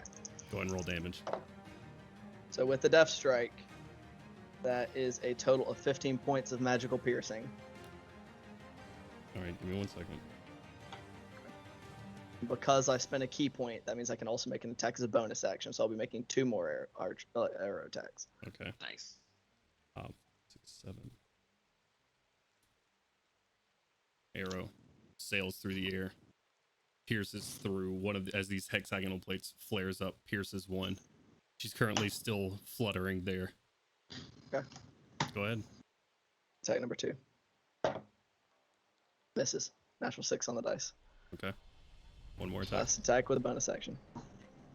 That is going to be with a 16 on the dice. That's going to be a 25 to hit. 25 just hits.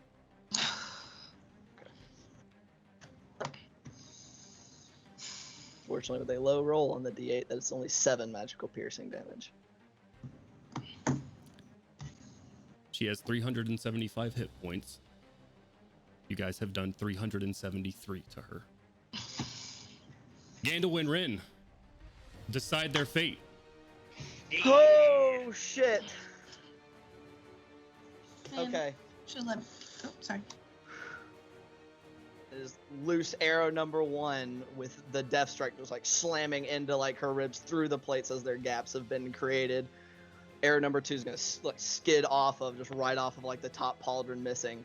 Last shot, I'm just gonna take a and as on the release of the breath, release that last shot. Just gonna take her right through the throat. You aim. Steady it. Seeing the intent of her coming back, and you know this is going to be a never-ending thing if it's not ended right now. The arrow soars through. She gets ready to say something. Her words are cut off by an arrow straight through her neck.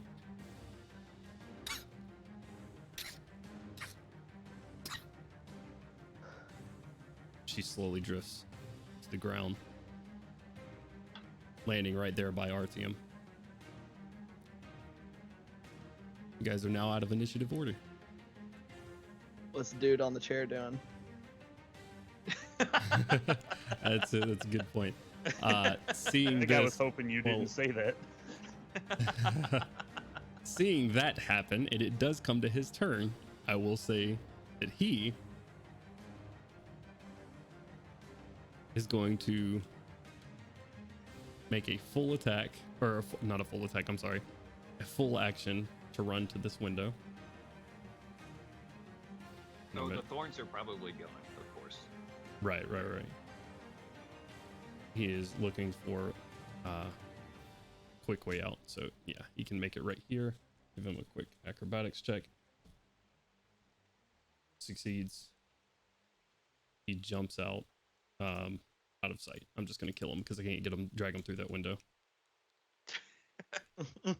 He just trips on his way out the window, falls on his forehead, breaks his neck. That was a possibility. He is quite hurt.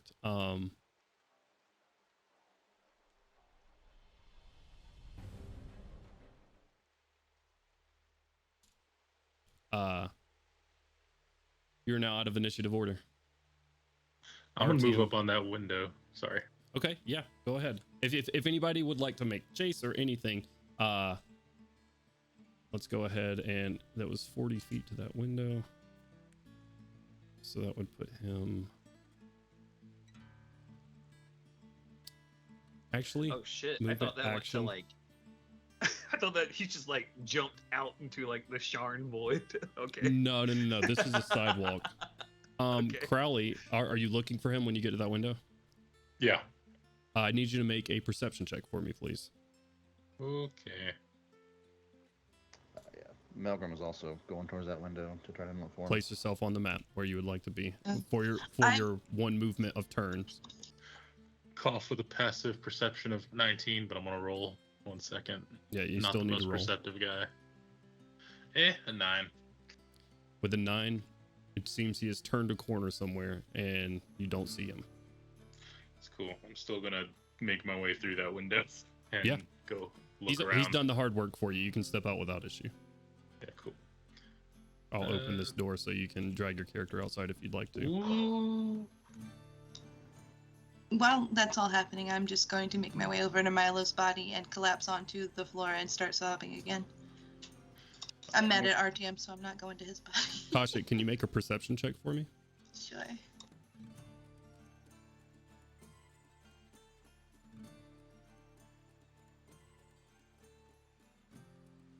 That is an 18 plus 9. You sort of collapse onto Milo, grabbing him, and it's slight. It is so slight. You knew he had fell before. There was no life in Milo's body. There is the faintest heartbeat that you feel. I don't believe it. I think it's just me losing it. Okay. That's completely valid. So I'm gonna keep sobbing, but I'm gonna kind of start like, and that's it. Okay. Um, I'm just fucking losing my mind, sobbing on the ground and laughing. You got Corb's gonna come over as well. Okay. And it's kind of like a look of defeat on his face as he kneels down and puts his hand on Milo's shoulder. I promised I'd protect you if we came to Sharn, lad. I failed. I'd like you to make kind of collapse. I'd like you to make a perception check as well, Gorm. I was just going on the assumption that I would fail that. Well, you know, That's true. I forgot about that. you said you put your hand on him. Do it with advantage, Gorm. A 15, so a 16. As you put your hand down, and Kashyyy's just sort of sobbing on him, you place your hand on the side of Milo's cheek. Just right there on his jugular. You feel a slight thumping. We saw what happened to him. This is impossible, but it's happening. Stop! I can't. It's getting on my nerves. I think he's alive. What? I'm gonna use like 30 points to lay on hands on Milo. Very well. Milo, you were brought to consciousness with 30 hit points. 5 levels of exhaustion still, but with 30 hit points. He's barely got the strength to even move or open his eyes. Probably the only confirmation of life after such an ordeal would be a breathy, wet gasp. I don't know how you survived that, lad, but glad you're not dead. Kaushik is now inconsolable. She is absolutely fucking sobbing harder than you could ever imagine a person is able to cry.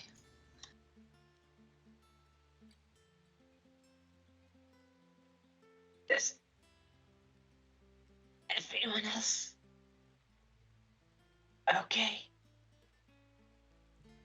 Eyes still ain't even open. Our TM, our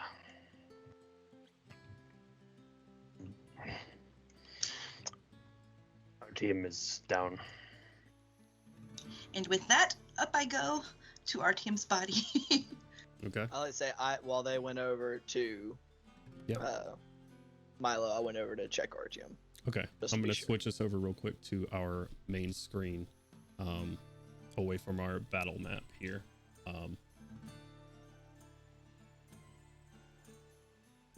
And just kind of kneeling by, and I'm assuming just kind of pulse checking, and there's nothing there. You go up and you feel for a pulse. Nothing. Kind of. You look at hard time. you look at RTM's face though. There is a slight smile for whatever reason on his face. There's a bundle of different emotions going on. Is like grief and relief at survival and anger and just still left over, just exhaustion from everything. I'm just, for a few moments, I just can't really do much until I see Kaushik come back over, and best I can just. You have to try, right? I have to try. DM, do you have anything planned for right now, or can I go ahead and try? This is completely on y'all. While they're doing all that, when I finally get to the window and out where Crowley is, what do I get to see? Go and make a perception check for me. That is. For what it's worth, before you tell me what you got, I got a natural 20 on the stealth check, for a total of 25. So if it's 25 or higher, you can do it. Ah. Then that's okay. Yeah. Then I just barely get it, I guess, with a total of 26, and then that 20 on the die. Okay. Barely escaping, you see someone maybe 30 feet across from you, slinking down. We'll go with the Crowley Melgrim group, and then we'll go with this next section real quick. Slinking across, hurt, hobbling, just making his way down an alley. I'm gonna grab Milgram and Dimension Door right in front of him. Yeah, with Melgrim pointing it out, I'm not going to say that's an issue. Melgrim points him out to you, grab him, and you use Dimension Door again, right in front of him. Do your work, Mr. Dwarf. What? I'm sorry, son. And a 25. 25 definitely hits. Oh, my ass sheet fell off. With 14 points slashing damage. Okay. Still currently up.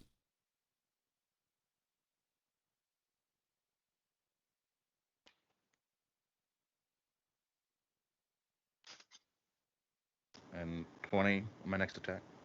Definitely hits. For what is that? 9 plus 8. 15 points of magical slashing. Melgrim as Crowley steps you in. As you guys dimension door out here, you could see it through the window, but the rain is falling heavily outside at the moment. You guys dimension door in between this tight, dark alleyway, no more than 7 feet wide, heading this off. Melgrim, 2 quick slashes, and with not even a yelp, he falls to the ground, silenced.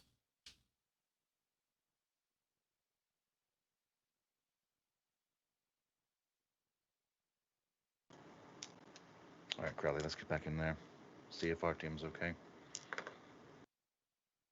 For everyone else in the cathedral, and go back to the rest of you.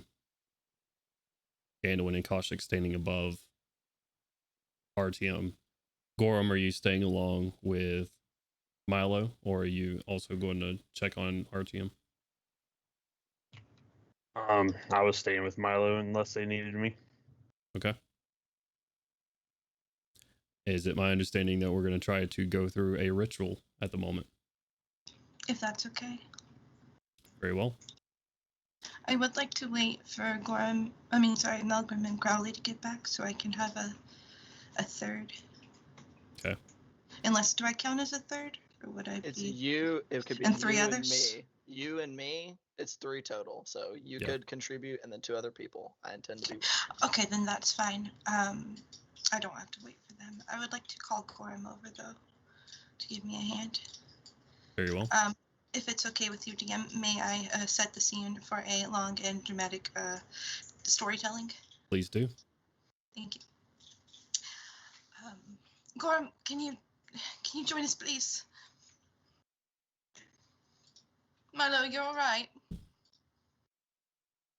He's back. He's tired, but he's here. All right, Milo, rest. Gorham, please. And I'll stumble my way over, limp my way over. Okay. I'm going to shaky-handedly reach into my components pouch where I keep my diamonds and pull out the amount that I need to perform this ritual, which is like 500 or something like that. I don't remember how many, but I have them. Wait, does this one need diamonds?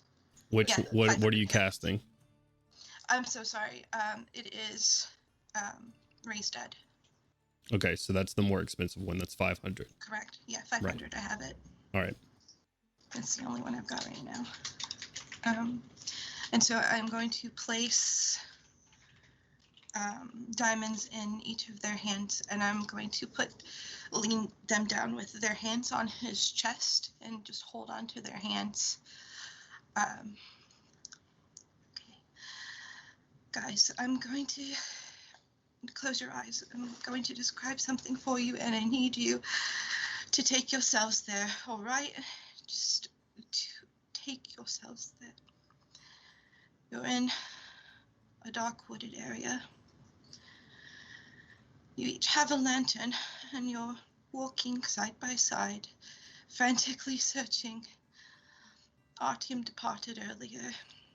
His lantern's surely running low by now. You have to make your way to him.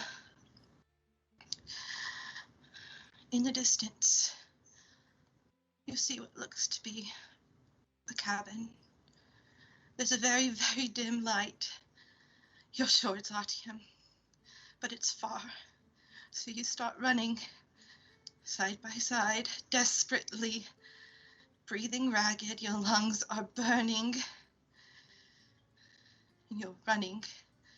And you're running, and it feels like you're never going to stop running, but you make it to the cabin, and you know that as soon as you open this door, you're either going to find Artyom, or you aren't. DM, do they find Artyom? Well, let's see. This is going to result in a skill challenge, the rules that we all read together the other day. Starting off with Koshik, I would like you to tell me what skill you are using.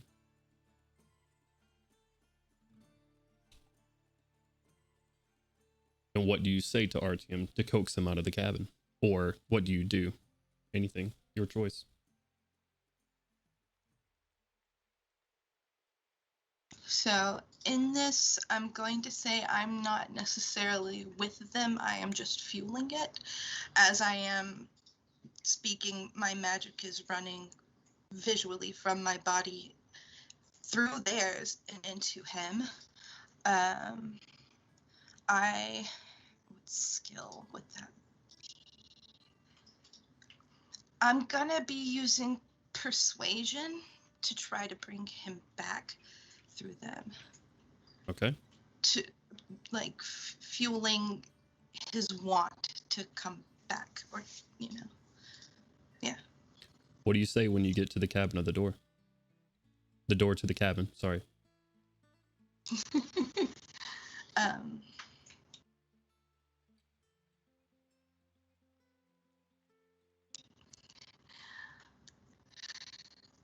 I'm just gonna laugh. Always have to have the last word, huh? We'll be happy to have you back. And that's all I'm gonna say to him. Go ahead and roll a persuasion roll for me.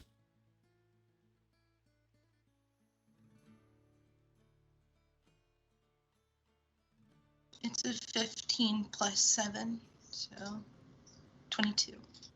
Okay.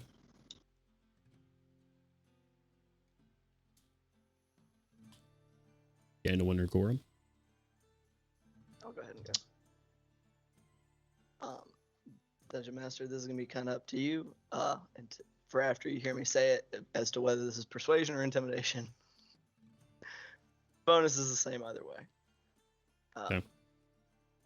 As we're sitting there and visualizing this cabin in the woods, as I open my mouth to speak, at the same time, the hand that I have kind of placed on kind of Artyom's shoulder and chest area is gonna open up and just kind of get a handful of his shirt and lift him a solid 3 inches off the ground, or at least that section of him that I've got a hold of.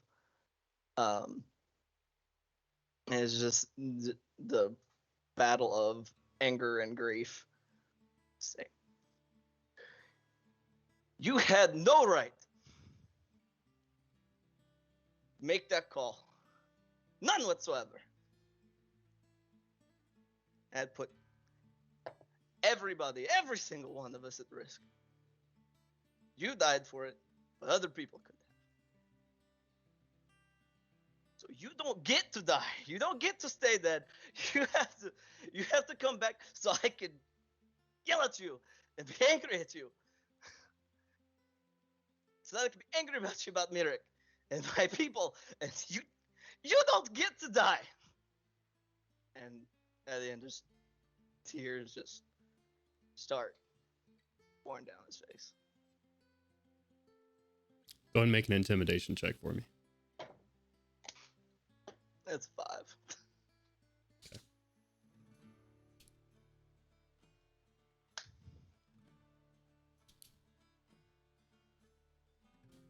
Gorham?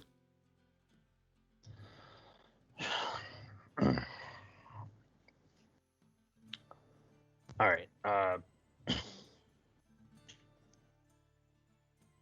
Team, you crazy son of a bitch. If you could have fooled me for thinking you were a mad dwarf for a second there. There's drink and merriment to be had, and it'd be a shame to do it without you. You need to come back. You have to come back. And roll a persuasion. Persuasion? Okay.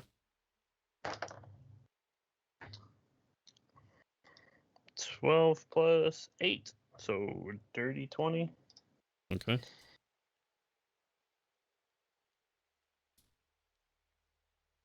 Very well.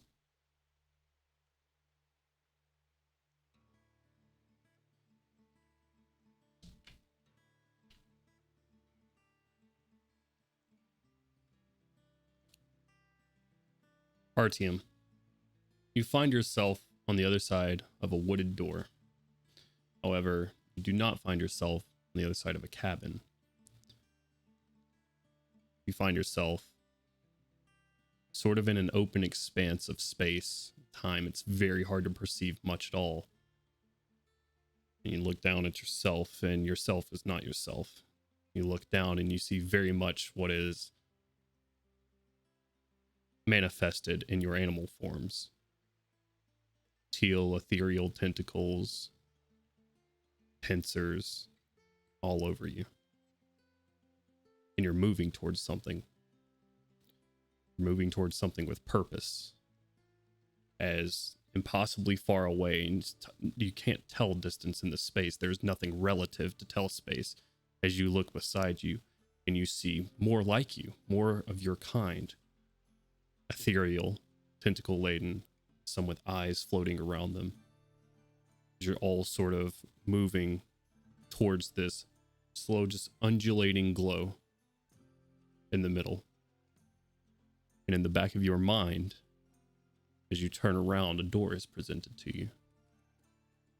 On the other side of that door, you hear your friends' voices coaxing you to come back on the other side of the door. Does RTM walk through? Yeah. You open the door. All of you are around them. A moment passes. As RTM is brought back. 5 levels of exhaustion there, RTM. I would like to not come to consciousness and lay on the ground with my eyes weirdly fluttering in the back of my head. Okay. With the success of that spell, Kaushik is going to collapse to the ground and pass out. She is unconscious. Very well. Things have taken too much from her today.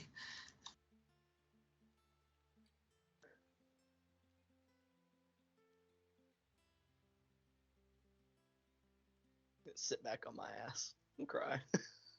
Just one hand over my face is just like dry heaving sobs. Some of you are sitting there on the ground, Melgrom and Crowley moving back into the church, seeing Kaushik now just sort of sitting there, and those that are close by, Gorum, you'd probably be the first to notice it. You see a bit of blood trailing from Kaushik's ears and eyes, just out the side. Some of it dried like it came through earlier, but some just on the edges of her eyes. You all see those that are conscious and awake and with your eyes open in your various states. You see a slow moving, just on the other side of the stained glass, sky carriage pull up to the stained glass.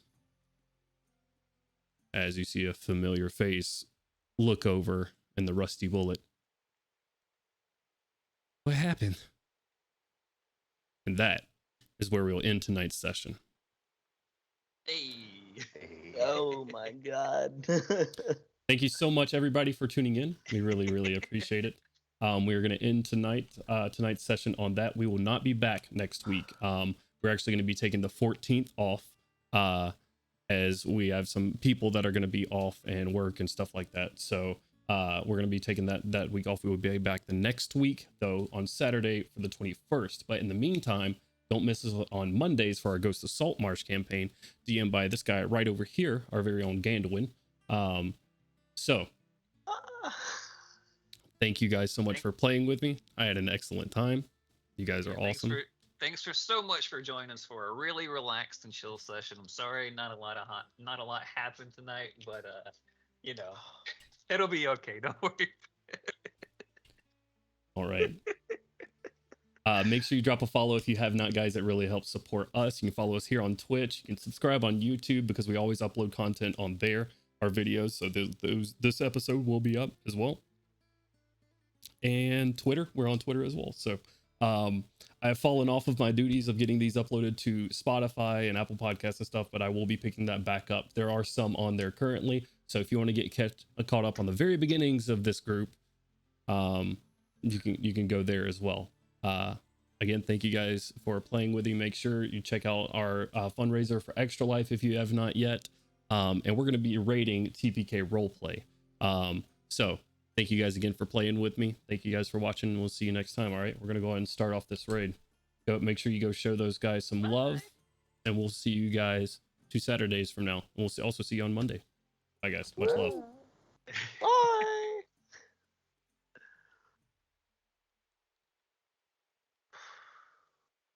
I am That going was- to take 5, and I will be back. I was just gonna That say I was need a moment. great. I need. Oh.